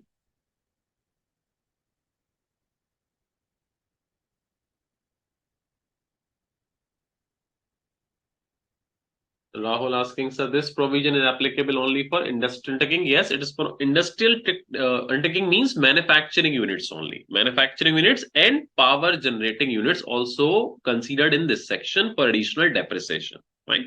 As a trader, you cannot claim it. As a professional, you cannot claim it. That should be a manufacturing unit. Next is, sir, if the asset is put to use on 10th October 2023, additional DAP will be how much, full or half? Additional DAP will be 10%. And the remaining 10%, in case of additional DAP, if you put to use the asset after 4th October and claim half of the additional DAP of 10%, then the balance 10% additional debt can be claimed in the next year, in the subsequent year. Okay.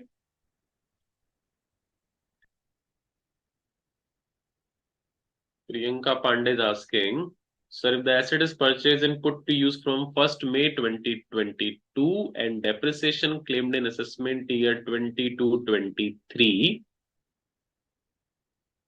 and on 1st October 23, this asset is given to Mr. Z and he claimed the ITC under GST, then depreciation claimed previously under income tax is how to reverse.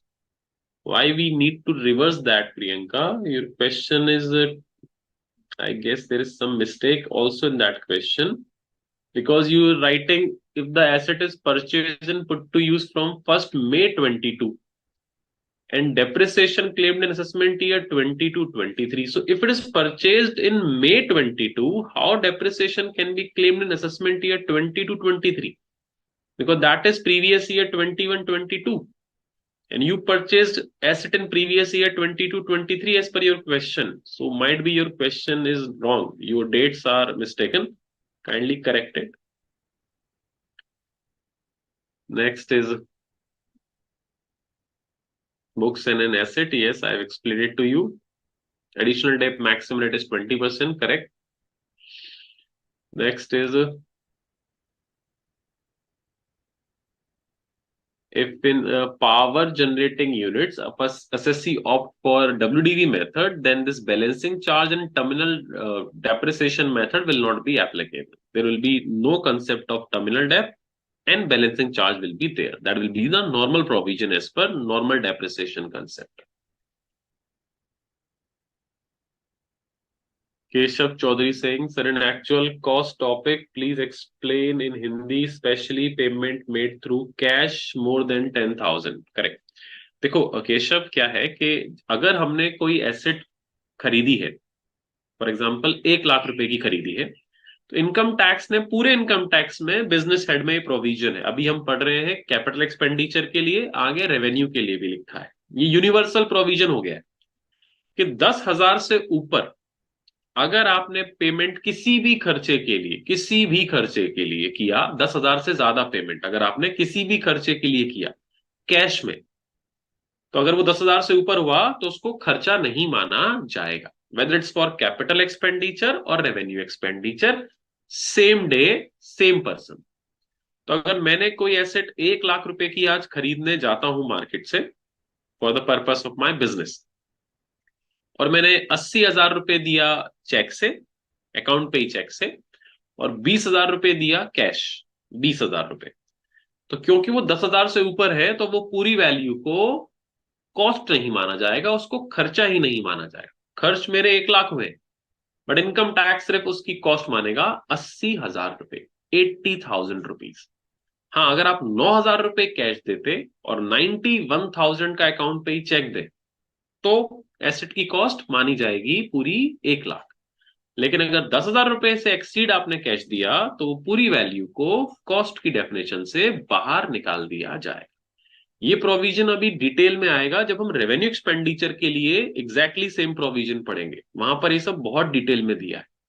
तो वो वहीं पर दिया गया था detail में. For capital expenditure अभी शायद 2 साल पहले यहाँ पर ऐड किया गया है. Earlier it was not for capital expenditure, it's only for revenue expenditure. But अब हर एग्जाम्पल में हर जगह कर दिया है कि 10,000 से ऊपर अगर आप कैश पेमेंट करेंगे तो वो एक्सपेंस को एक्सपेंस ही नहीं माना जाएगा, चाहे रेवेन्यू हो चाहे कैपिटल. ओके, डिटेल अभी इसकी आएगी जब हम रेवेन्यू एक्सपेंडिचर का इसका प्रोविजन पढ़ेंगे.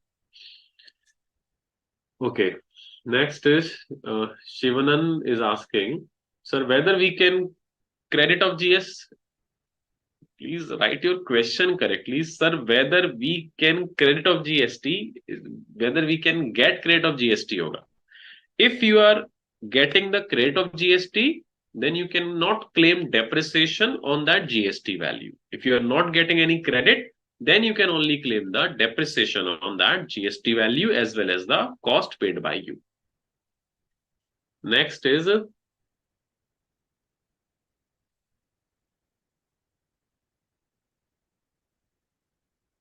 ममता Yadav sir, amount of duty of excise और एडिशनल ड्यूटी वाला पॉइंट हिंदी में बता दो। ममता, ऐसा है, जब हम कोई चीज इंपोर्ट करते हैं, इंडिया के बाहर से खरीदते हैं, तो उस पर कस्टम ड्यूटी लगती है।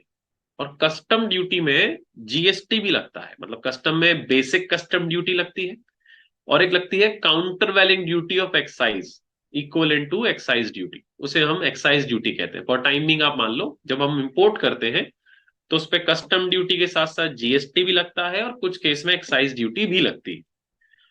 आप वो भी मत समझें, आप जनरली समझें कि किसी भी एसेट को खरीदते वक्त, चाहे इंपोर्ट करें चाहे इंडिया से खरीदें, अगर जीएसटी दिया है या कोई भी टैक्स दिया है, और अगर उसका क्रेडिट अवेलेबल है, क्रेडिट, तो उस वाले पार्ट पे डेप्रिसिएशन चार्ज नहीं होगा। 10 लाख रुपए की कॉस्ट है, 1 लाख रुपए हमने टैक्स दिया है, तो टोटल हमारी जेब से गए 11। अब अगर उस 1 लाख का क्रेडिट हमें मिल सकता है, क्रेडिट क्या कंसेप्ट है, वो जीएसटी आप पढ़ रहे होंगे, आपको समझ आएगा। तो अगर 1 लाख का क्रेडिट मिलेगा तो हम डेप क्लेम करेंगे सिर्फ 10 लाख पर। और अगर 1 लाख का क्रेडिट नहीं मिल रहा तो हम डेप क्लेम करेंगे 11 लाख पर। तो एक्चुअल कॉस्ट 10 लाख बोलेंगे अगर क्रेडिट मिल रहा है, और एक्चुअल कॉस्ट 11 लाख बोलेंगे अगर क्रेडिट नहीं मिल रहा है। Clear? Harsh Singh is saying, is concept of full dep, half dep is available in case of additional depreciation? Yes. If asset is put to use for more than 180 days, additional dep will be 20%. Additional dep only have one rate, 20%. And if it is less than 180 days, then the additional dep rate will be 10%. If it is less than 180 days, then 10% of that value which is eligible for additional debt will be claimed in this year, and the balance 10% you can claim in the next year.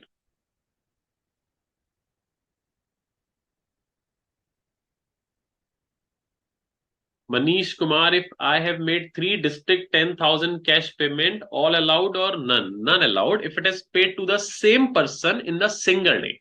If you are paying 10,000 payment three times in a different days, one 10,000 today, one 10,000 tomorrow, and the one 10,000 day after tomorrow, then these all three will be part of your actual cost.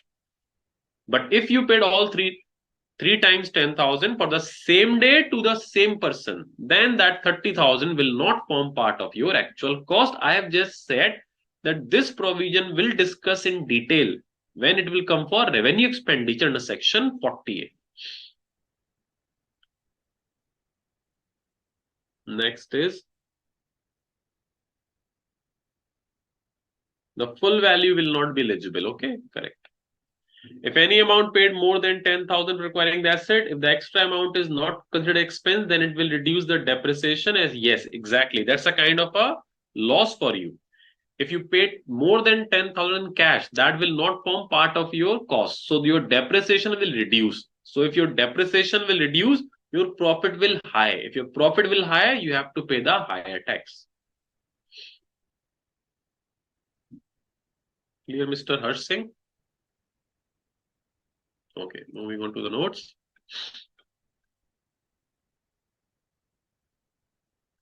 The sixth point we just skipped because that is related to this format which we already have discussed during the WDV. Actual cost means actual acquired before the previous year, etc.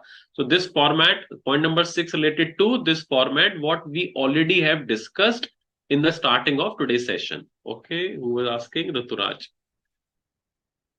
So now we are on carry forward and setup of depreciation. So let's do one thing. Let's take a break and then we will discuss this topic after our short break of 10 minutes regarding the carry forward provisions. So, Mr. Mansukh, can we go for a break? Okay.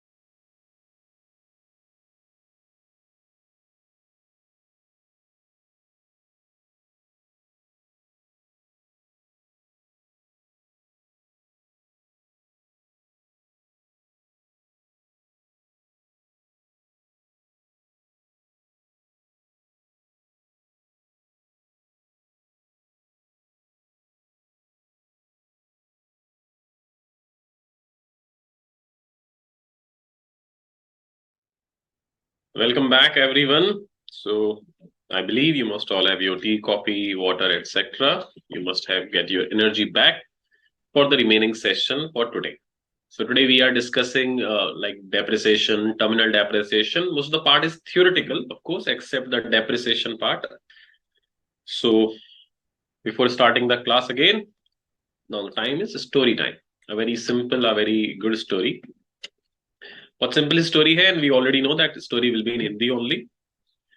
So एक बार एक गांव था, वहां पर एक person था और उसके बाद बहुत सारे पैसे थे, बहुत सारे। ठीक है, जमींदार टाइप लोग जो होते थे वो। तो जब उसकी डेथ होने वाली थी तो उसने अपना जो विल बनाया, उस विल में उसने लिखा उसके पास 19 हॉर्सेस थे, घोड़े, जो उसे बहुत प्यारे थे। तो उसने कहा मेरी डेथ के बाद मेरी जो भी प्रॉपर्टी है उस सब का पार्टीशन तब होगा जब पहले मेरे ये 19 हॉर्सेस का पार्टीशन हो जाएगा, उससे पहले कोई पार्टीशन नहीं होगा, सारी प्रॉपर्टी इधर ही रहेगी। तो उसने कहा पार्टीशन जो 19 हॉर्सेस है मेरे, उनका ऐसे करना है, जो 1/2 है, हाँ 50% ऑफ माई हॉर्सेस, वो मेरी वाइफ को जाएंगे, ना कम ना ज्यादा। जो 25% है, दैट मीन्स 1/4, वो मेरे बड़े बेटे को दिए जाएंगे, ना कम ना ज्यादा। और जो 20% है, दैट मीन्स 1/5, वो मेरे छोटे बेटे को दिए जाएंगे।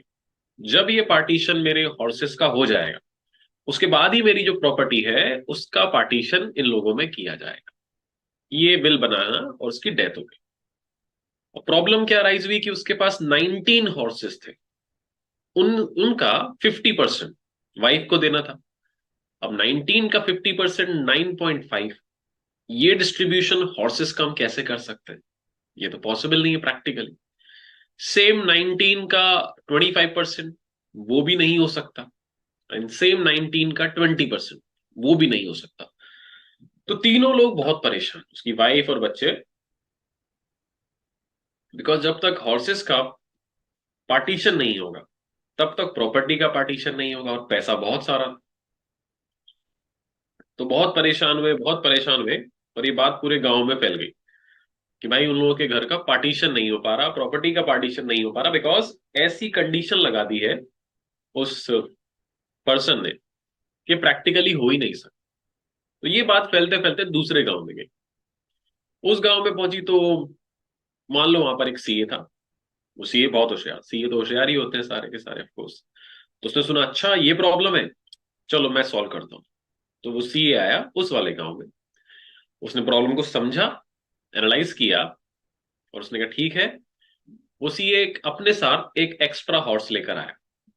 उसने कहा मेरा ये हॉर्स इन 19 हॉर्सेस में मिला देते हैं, 19 हॉर्सेस में, अब पार्टीशन करते हैं। ठीक है, तो अब हो गए 20 हॉर्स उसे मिलाकर। अब उसने कहा 20 का 50% वाइफ को जाना है, तो 20 का 50% 10 हॉर्सेस चले गए वाइफ को, वाइफ को दे दिए। अब उसने कहा इस 20 का 25%, दैट मीन्स 1/4, ये जाना है बड़े बेटे को। तो 20 का हमने करा 1/4, दैट मीन्स 5 हॉर्सेस, वो चले गए बड़े बेटे को। अब उसने कहा इस 20 का 1/5, यानी कि 20% जाना है छोटे बेटे को। तो उसका 20% किया, वो होता है 4, वो दिए छोटे बेटे को। तो आप देखें 10 चले गए वाइफ को, 5 चले गए बड़े बेटे को, 4 चले गए छोटे बेटे को। टोटल कितने डिस्ट्रीब्यूट हुए? 19। एक बच गया, वो किसका था? वो सीए। उसने कहा ठीक है एक मेरा वापस। उसने अपनी फीस ली इसको सॉल्व करने की, ऑफकोर्स फीस तो ले ही होगी, और अच्छी खासी फीस ली होगी। और सबकी प्रॉब्लम सॉर्टेड, 19 हॉर्स का डिस्ट्रीब्यूशन हो गया, किसी भी हॉर्स को काटना नहीं पड़ा। उसका जो एक हॉर्स था एक्स्ट्रा सीए का, वो उसको वापस मिल गया, और काफी सारी फीस भी मिल गई, and problem has been sorted. So that means के प्रॉब्लम्स होती हैं, हर जगह होती है, बट सॉल्यूशन आपको ही ढूंढना पड़ेगा। और उनका सॉल्यूशन भी होता है, देयर इज नो प्रॉब्लम जिसका सॉल्यूशन ना हो, मैक्सिमम केस में। सो जो प्रॉब्लम्स है study regarding about your studies, your courses, your education, they all have solutions, but you have to find it, and you can only find the solution of your problem. So that's why you have to analyze the problem. Might be कि सारे गांव वाले ढूंढ रहे हैं उसका solution, उनको नहीं समझ आ रहा. सब लोग सोच रहे हैं ये तो हो ही नहीं सकता. It is impossible. But you can see how simple was the solution. You just need to understand. You need to solve the problem. And there is a solution. Always if there is a problem, then believe there is solution also. We are might be not able to find it, but you will get it if you will think carefully. If you will focus, you will find that solution. So if there's any solution in your life regarding your academics, your professional, कोई subject समझ नहीं आ रहा, किसी में कोई problem है, तो solution तो है ही, बस आपको मिल नहीं रहा. Search for it, मेहनत करो, definitely मिलेगा. Okay, so that was the story for today. Let's move on to the provision part. Now, point number 7, this is regarding carry forward and set off of depreciation. Now, the problem is this, we are discussing the depreciation provision, but now we are dealing with our carry forward provision also. For the purpose of carry forward and set off provision, there is a specific chapter that is set off of losses provision, which will be discussed later.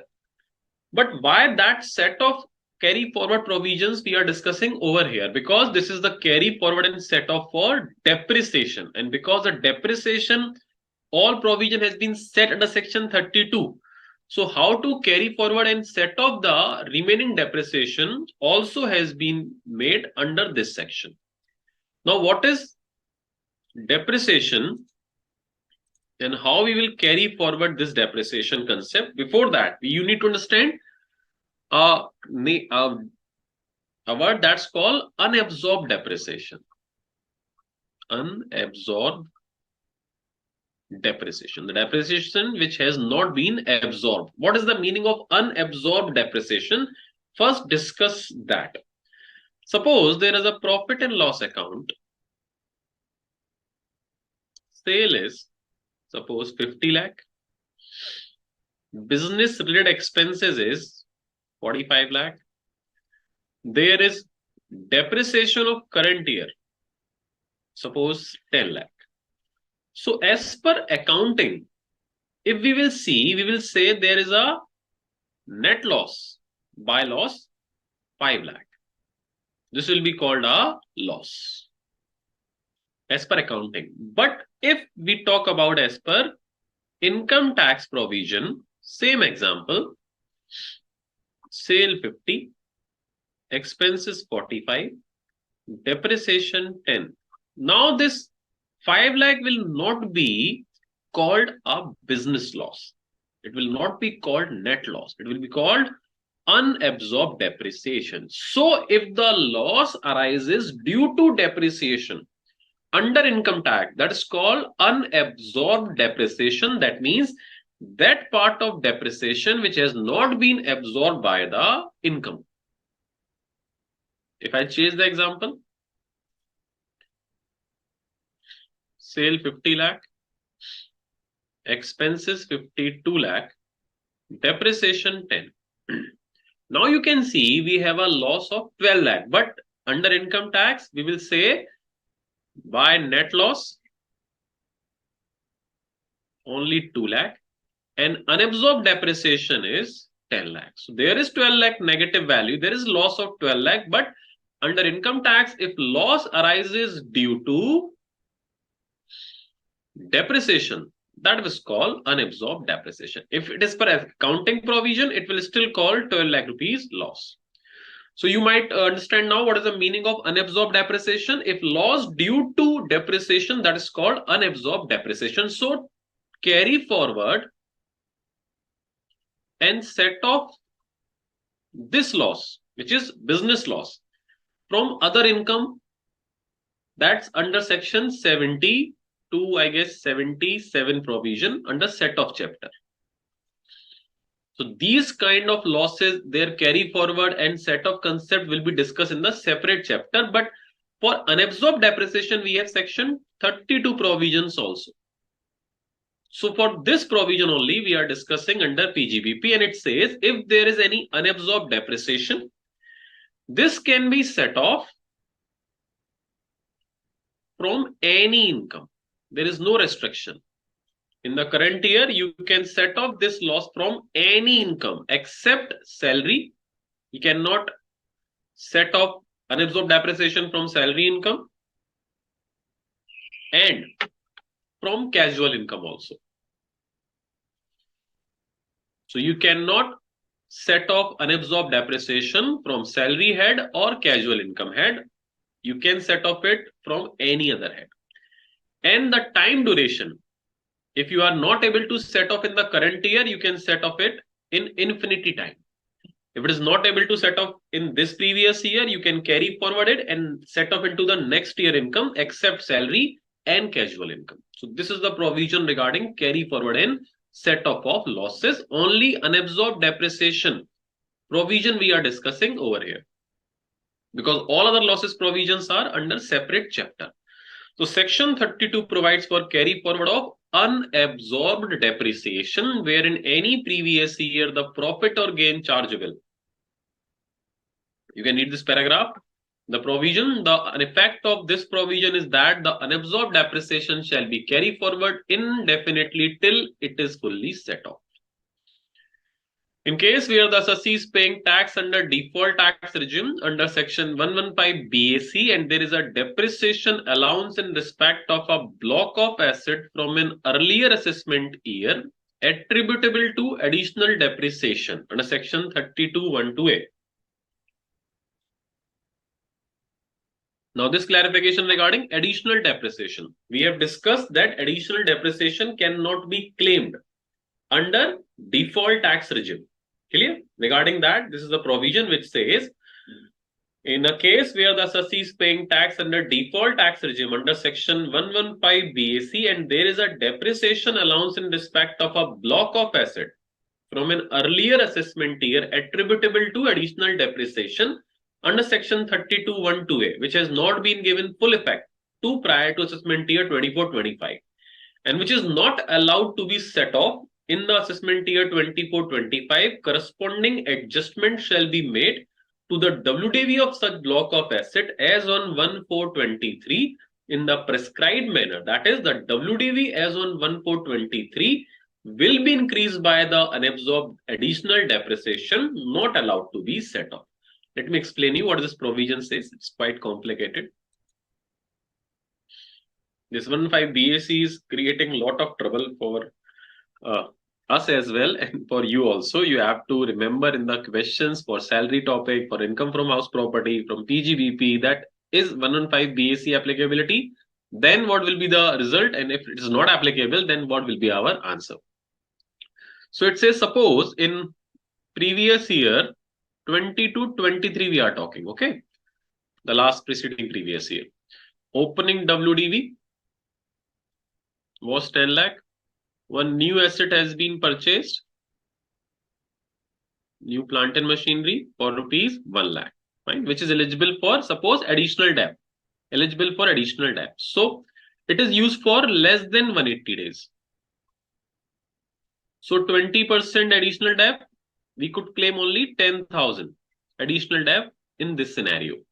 And suppose the 15% depreciation rate, we will claim 15% DAP on this, that is 1,50,000. And on this, we will claim 7.5%, that will come 7,500 rupees. So technically, we have claimed depreciation 1,57,500. Additional depreciation only 10% we will claim in this year. Because it's less than, so we will claim only 10%, that is 10,000. So technically, our closing WDV, this is happening because we were under optional tax regime, suppose. That's why we are calculating additional debt. So now we will have our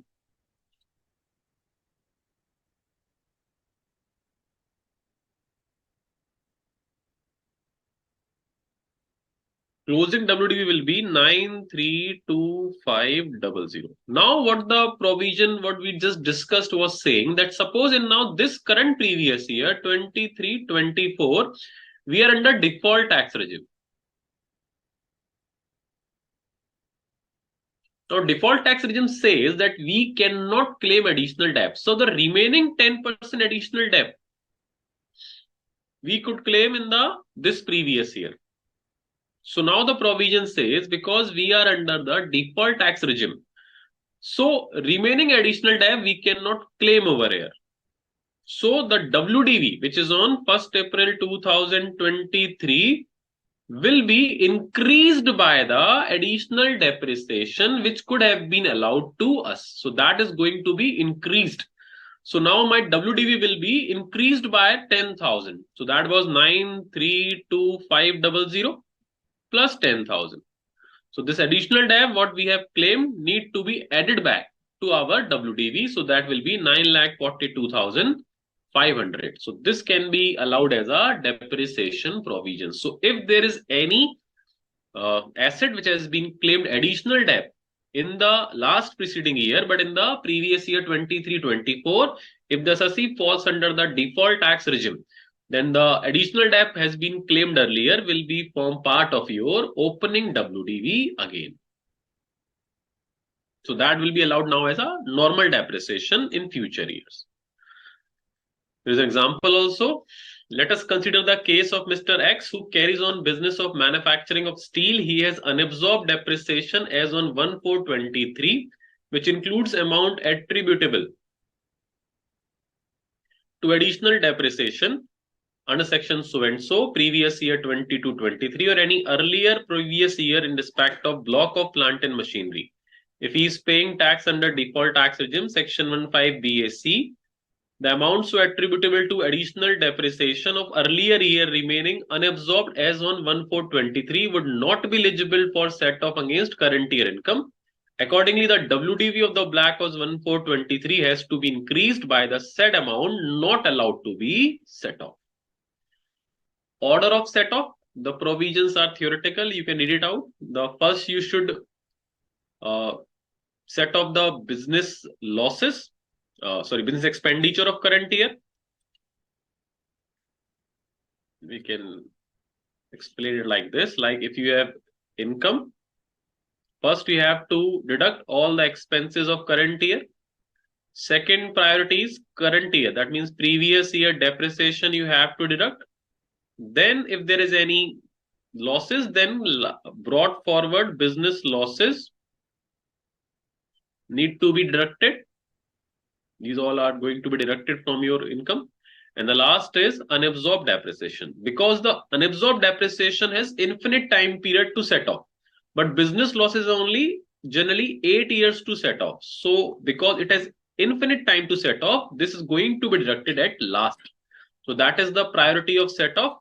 This you are going to be understand in detail in the set off chapter also. So we are discussing where the unabsorbed depreciation need to be set off. It will come at the last. Current year depreciation need to be deducted first. So that you can say current year depreciation, and before current year depreciation, of course, current year expenses, then current year depreciation that brought forward business losses, and then unabsorbed depreciation will come at the last. So we are discussing the order of set off in current year depreciation, in brought forward losses, and unabsorbed depreciation. In that case, first of all, you have to deduct the current year depreciation. If the profit remains, then you can use that profit against brought forward business losses. How brought forward business losses will be deducted, that is a set of chapter part. You will be able to understand in detail when that chapter will be discussed.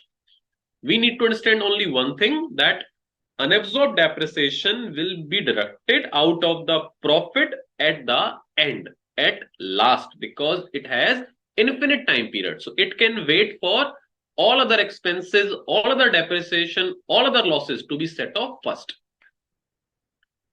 Now illustration number 3, this is regarding depreciation again. You can see a newly qualified chartered accountant, Mr. Dhaval, commenced practice and is acquiring the following asset in his office. So because we are talking about office, there cannot be additional debt. At the cost shown against each item, calculate the amount of depreciation that can be claimed from his professional income, assuming that all assets were purchased by way of account pay check. Okay. So we just need to see on which asset depreciation will be fully or on which it will be 50%. So computer, including computer software, the DAP rate we know that is 40%.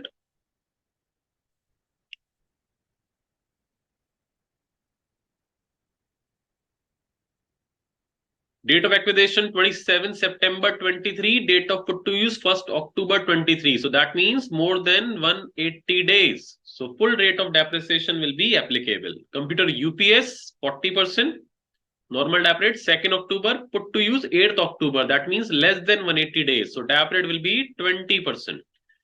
Printers 1st October applicable on 1st October 23. So that means more than 180 days, 40%. Books other than annual publication, that means 1st April 23, full rate of application, that is 40% applicable, more than 180 days.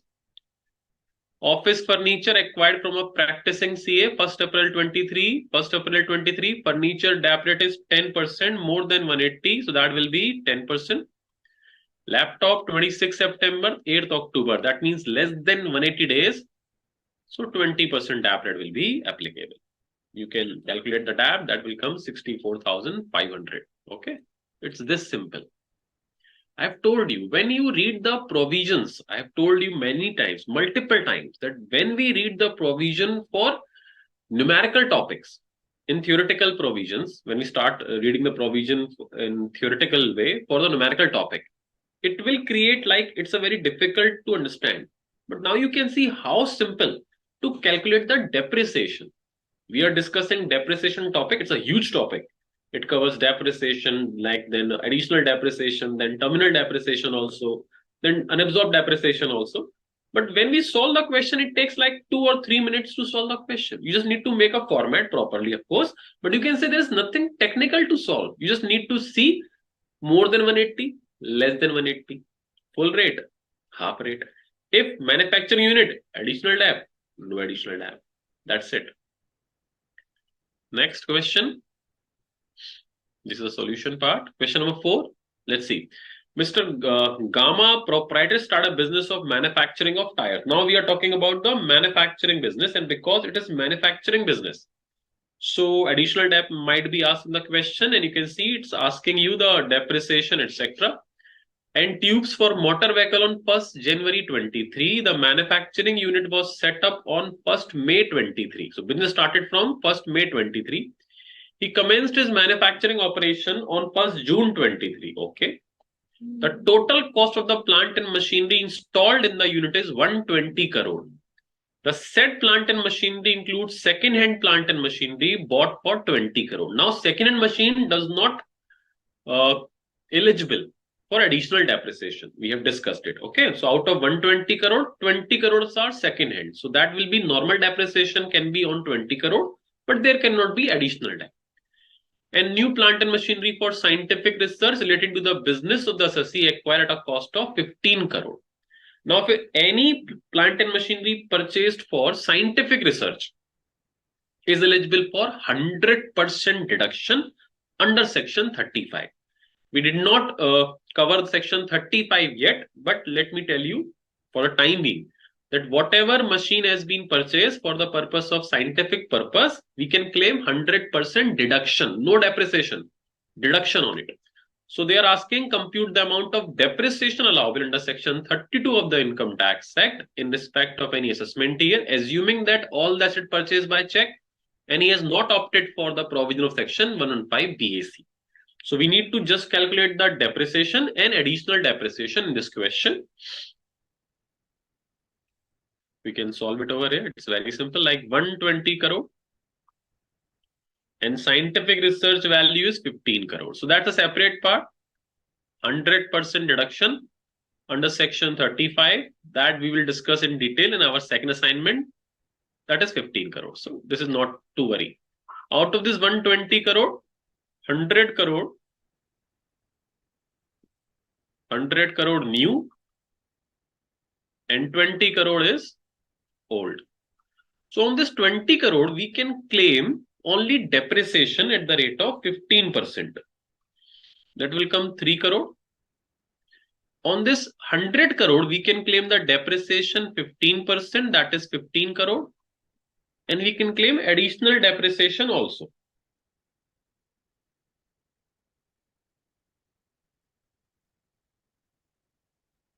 Out of this, sorry, it's out of this 120 crore, there is 3 assets. 20 crore old,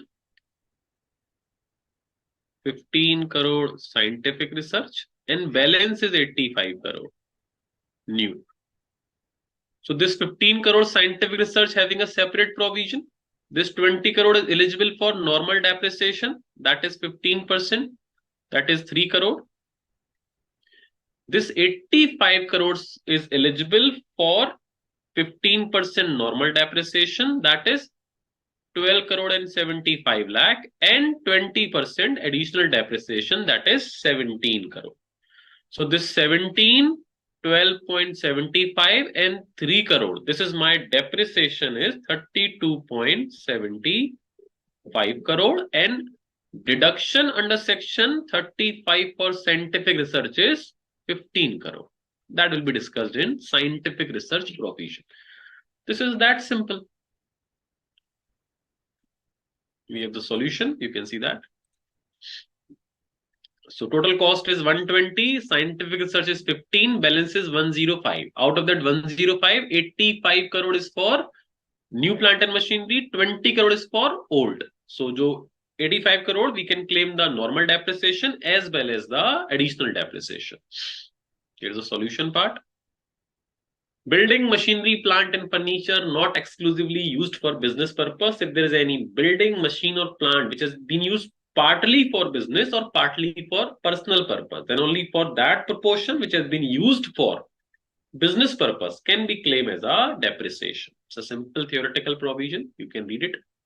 This is my favorite, of course, part. Revise twice. That's my advice to make you wise. That was the completion of assignment number 1. Moving on to assignment number 2. This is our assignment number 2. With a new quotation, there is no elevator, no shortcuts to success. You have to take the stairs. Assignment number 2. Starting from balancing chart. So we discussed that in case of power generating undertaking, if you are using any asset and claiming depreciation as per SLM method, then we have the special provision at the time of sale of that asset. At the time of sale, either we have to calculate the terminal depreciation if that is a loss, if the selling price is less than the WDV, and if the selling price is more than the WDV, then we will find out the balancing charge. If there is terminal debt, that will be a business expenditure. If there is a balancing charge, that will be my business income. So terminal debt means, we have discussed that also in the last topic, but I have told you that in the second assignment, we will discuss both together. So where assessee has claimed and allowed depreciation as per in respect of building, plant and machinery or furniture which is sold, discarded or destroyed during the previous year, and money received does not exceed the WDV. That means we are in a loss condition of such asset, then the following deduction is available in PGBP. Terminal debt nikalne ka formula, WDV minus money received. That means loss on sale of asset. But if in above case, money receivable exceed, that means we are in a profit scenario. The WDV of the minimum following shall be taxable in the PGBP. Difference between actual cost and WDV. For the example, if machine was purchased for 10 lakh rupees and after 3 years it has been sold, and the WDV after 3 years is 7 lakh. So A point is saying actual cost and WDV. So we can say that is means accumulated depreciation. In short, what is this? If in a technical term we are discussing, this is technically what? What is the difference between actual cost and WDV? We can say this is equivalent to accumulated depreciation. Clear? Or difference between money receivable and WDV, that means profit. That means if 10 lakh was the actual cost and 7 lakh was the WDV and the selling price is 11 lakh. So first point will say accumulated debt, that is 3 lakh. Difference of actual cost minus WDV. And difference between money receivable and WDV, that will be my Second point, 4, whichever is lower. That means 3 lakh will be my PGBP income. That will be my balancing charge.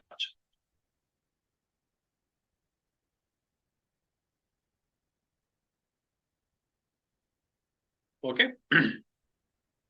So now we come on to scientific research provision. Section 35 we were discussing. You can see two sections were there, 35 and 35 AD. And 35 AD and for 35 I have explained that we will discuss this topic in assignment number 2. So now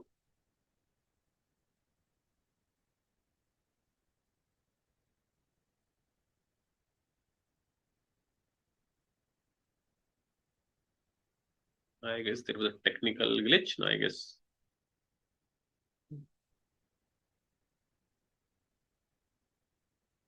Okay.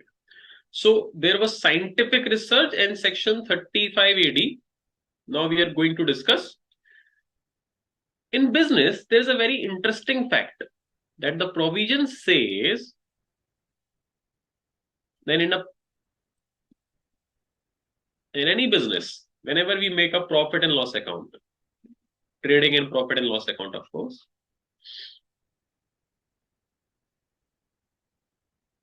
we can claim only those expenditure in the debit side of P&L which is after commencement of business. Clear? Like salary, like office expenses, like purchase, etc., etc., etc.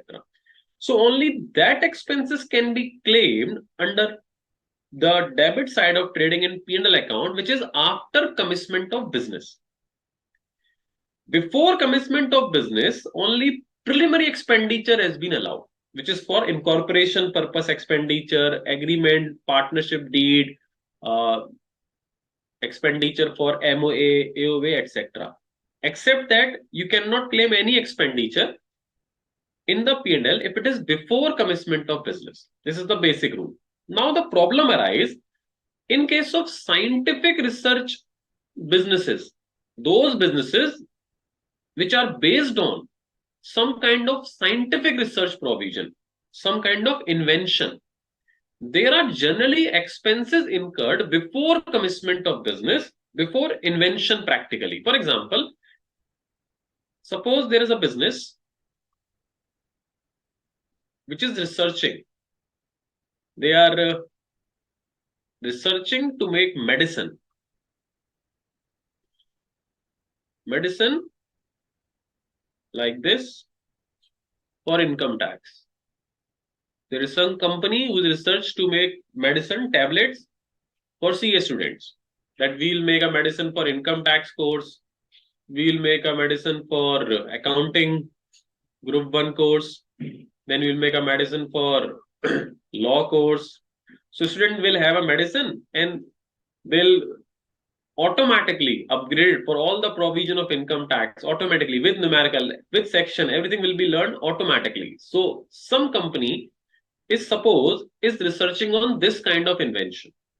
So in case of invention businesses, what happened before the production start, after the success of the invention, whether it's regarding technology, whether it's regarding software, whether it's regarding medicine, etc., etc., etc., there will be a huge expenses before the commencement of business on the research, etc., regarding material, salary of scientists, machines purchase, etc., etc., etc. So there will be a huge amount of expenditure before commencement of business. Suppose before commencement, 2 crore rupees expenditure has been made in this kind of invention, and suppose invention has been successful, okay, and production started afterward. Now, when they will make a profit and loss account for this previous year in the year in which production started, for example, previous year 23-24. And when they wants to claim this expenditure over here, this 2 crore rupees expenditure, which was before commencement. So income tax would not allow it because it says only those expenditure will be allowed, which is after commencement. Before commencement, only business incorporation expenditure has been allowed, which is named as preliminary expenditure. So this scientific nature businesses cannot or we can say they are not able to claim their huge expenditure which has been incurred before commencement of business in the P&L they made. So that will be a loss to the business because there is expenditure, huge, 2 crore, 5 crore, 10 crore, huge amount. And if the business successful or the production start, they cannot claim these expenditure over here. So there is expenditure which cannot be claimed, so there will be a problem. Suppose the sale for this year is 5 crore. And if these expenditure has not been allowed, then he might need to pay tax on profit which is derived from this 5 crore income. And if this expenditure has been allowed, there will be no taxes for 2 or 3 years because there is a huge expenditure before commencement of business. So to remove this problem for these kind of businesses, government of course wants to extend scientific research businesses. They want to promote it because there will be new invention that is profit for our country. So to provide the benefit of this kind of expenditure which has been incurred before commencement of business, Section 35 has been introduced. And now Section 35 says, it's a very simple provision. Now it says that suppose the commencement of business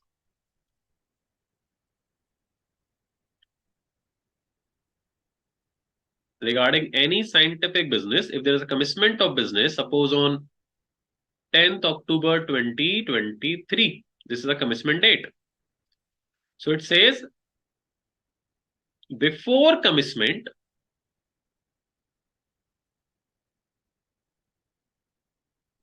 there will be two nature of expenditure, revenue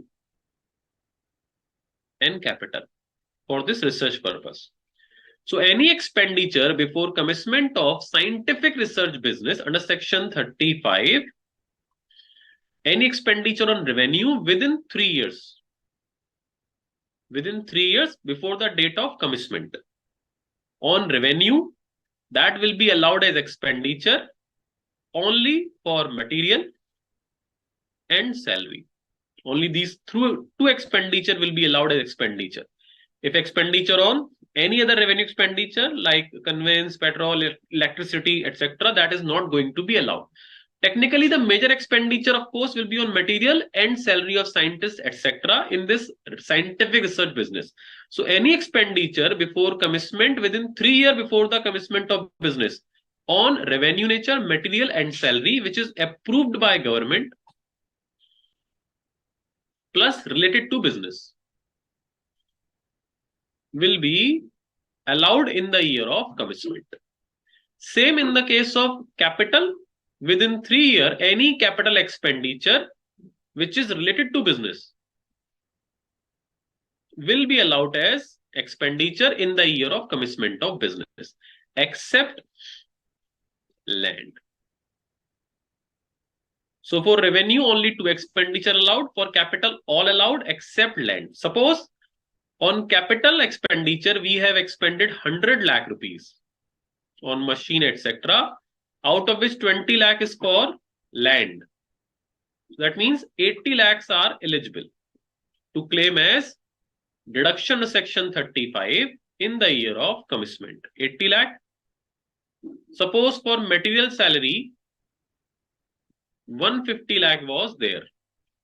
And for other revenue expenditure, except material and salary, 25 lakh expended. So out of this 175 lakh only, 150 lakh can be claimed as deduction if it is within 3 years.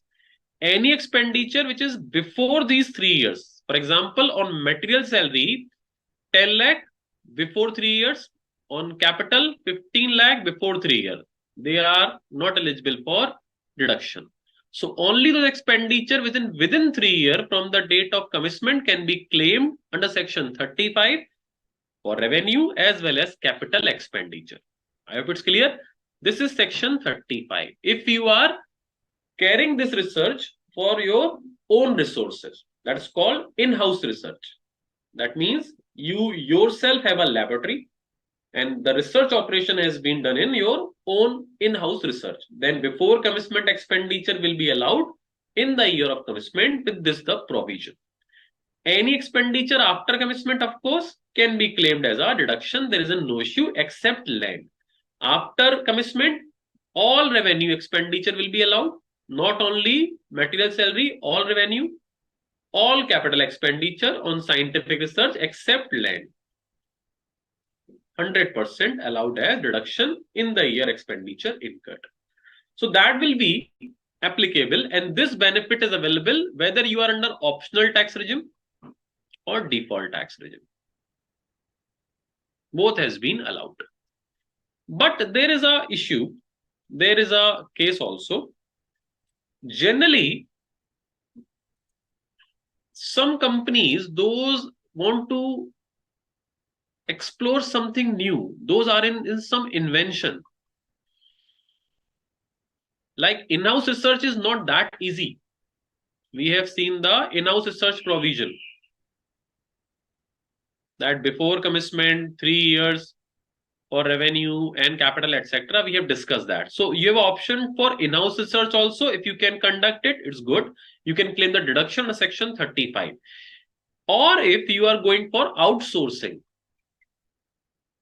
you are not able to set up a lab, etc. You are not able to get scientists, etc.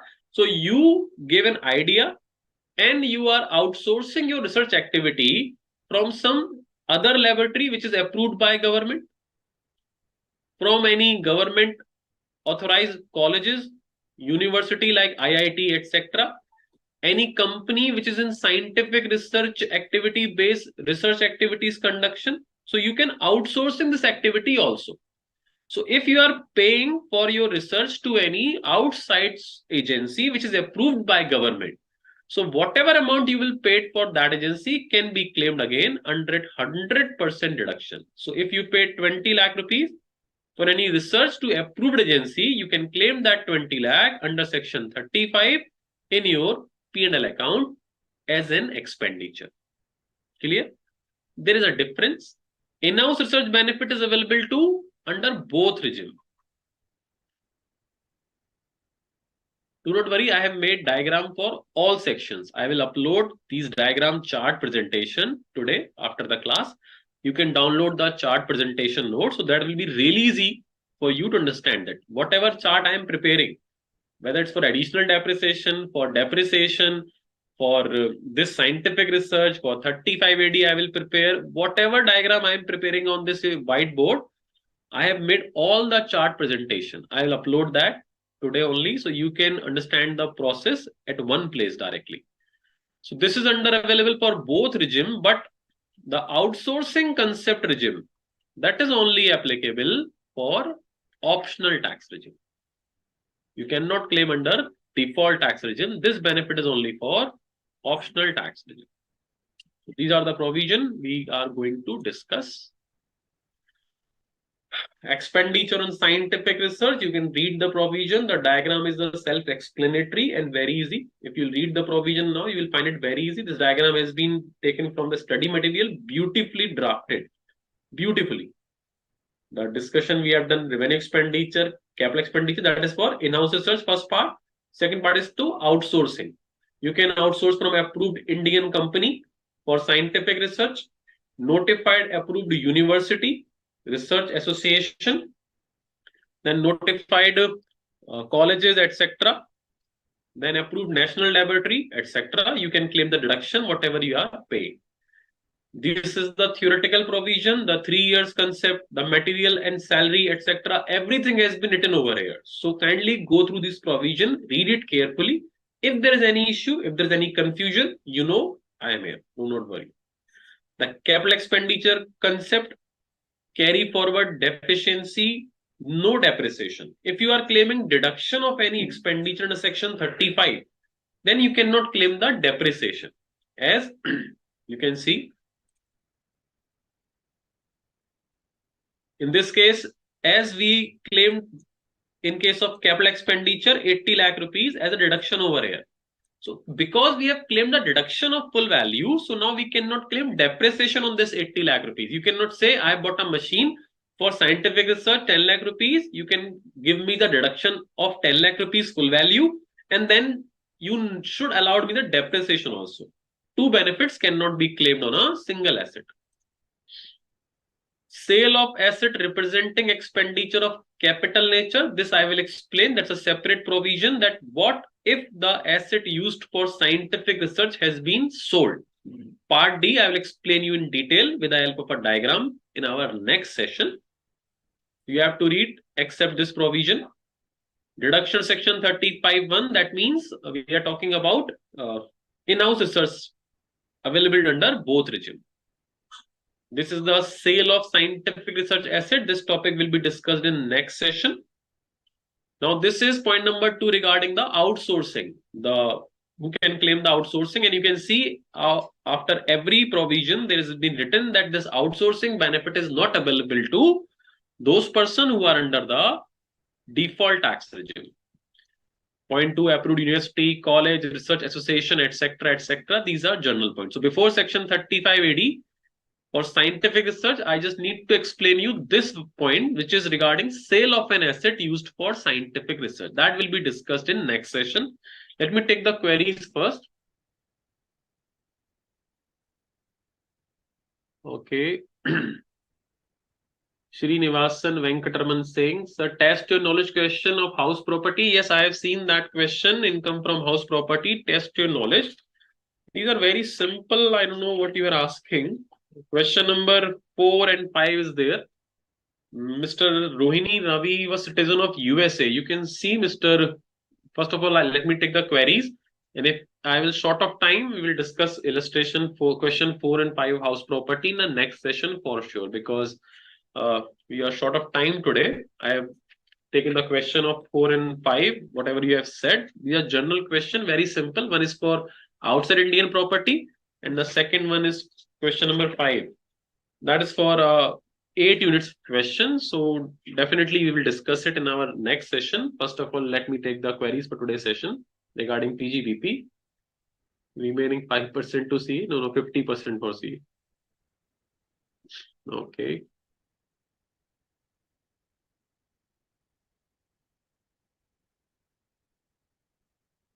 Tushar, sir, what is the difference between depreciation and accounting provision and depreciation and income tax provision? Oh God, Tushar, we are discussing this topic from last session.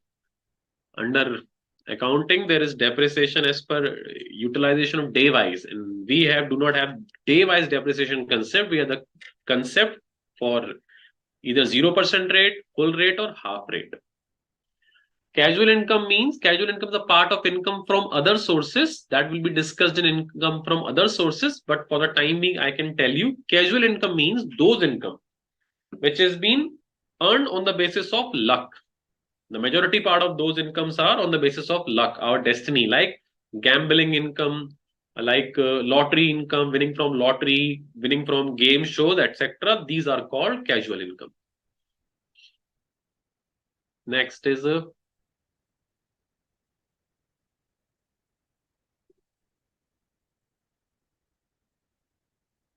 27 September to 1st October 23. How it's more than 180 days? 27 September. Which question you are talking about? 27, Tushar Roy. That is in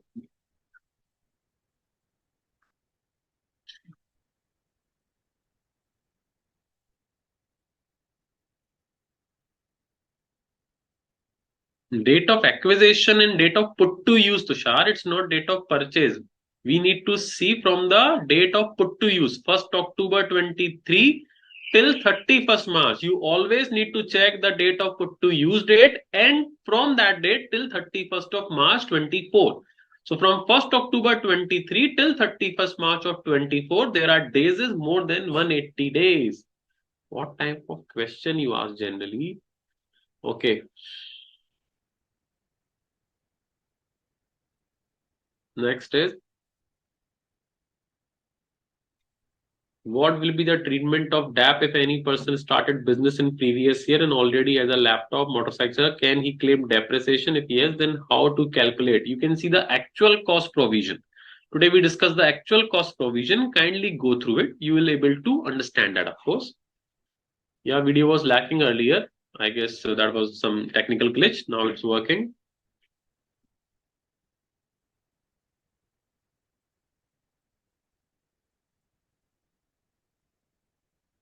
So if video is paused for 2 or 3 minutes, there means some technical glitches. So just be patient. It happens. Okay.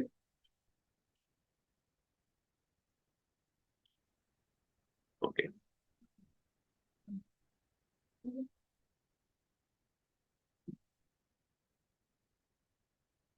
Annual publication means I explained those kinds of books which has been annually issued with a new edition.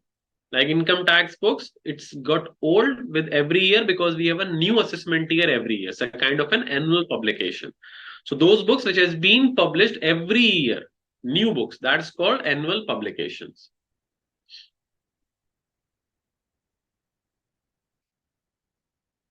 If research is outsourced to a foreign incorporated company, then it's applicable for deduction. If it is approved by government specifically, then you can claim the deduction regarding it. After illustration 5, we discussed, I guess, illustration 5, after illustration number 5, we did not discuss anything. I was just saying that the first assignment has been completed. We are moving to assignment number 2, and I was talking about revise twice. That's my advice to make you wise. There is nothing discussed before that. We discussed about the balancing charge after illustration number 5.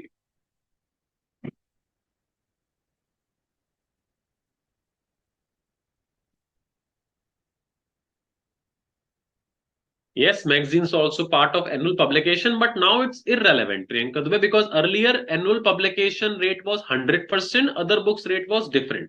But because now the rates for all books are same, so there is no difference in now annual publication or other than annual publication for the purpose of depreciation. They have the same depreciation rate.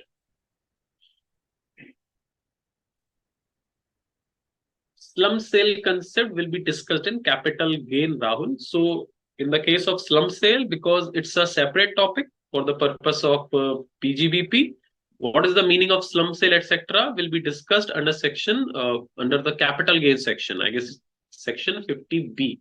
So that will be discussed over there. Then you will understand what is the meaning of slum sale. For time being, for the purpose of WDV format, you can skip it because it's a separate topic. If I start explaining the slum sale concept, that will take a lot of time. So it will be discussed in detail in slum sale provision under capital gain topic. So I guess we have completed every query of yours and just left the illustration number 4 and 5 house property that we will discuss in the next session. So I need to go somewhere today. So Mr. Mansukh, can we close the session for today?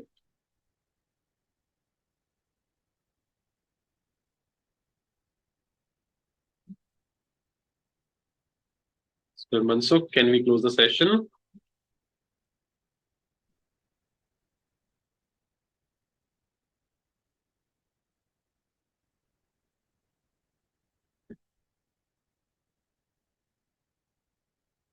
Mr. Mansukh.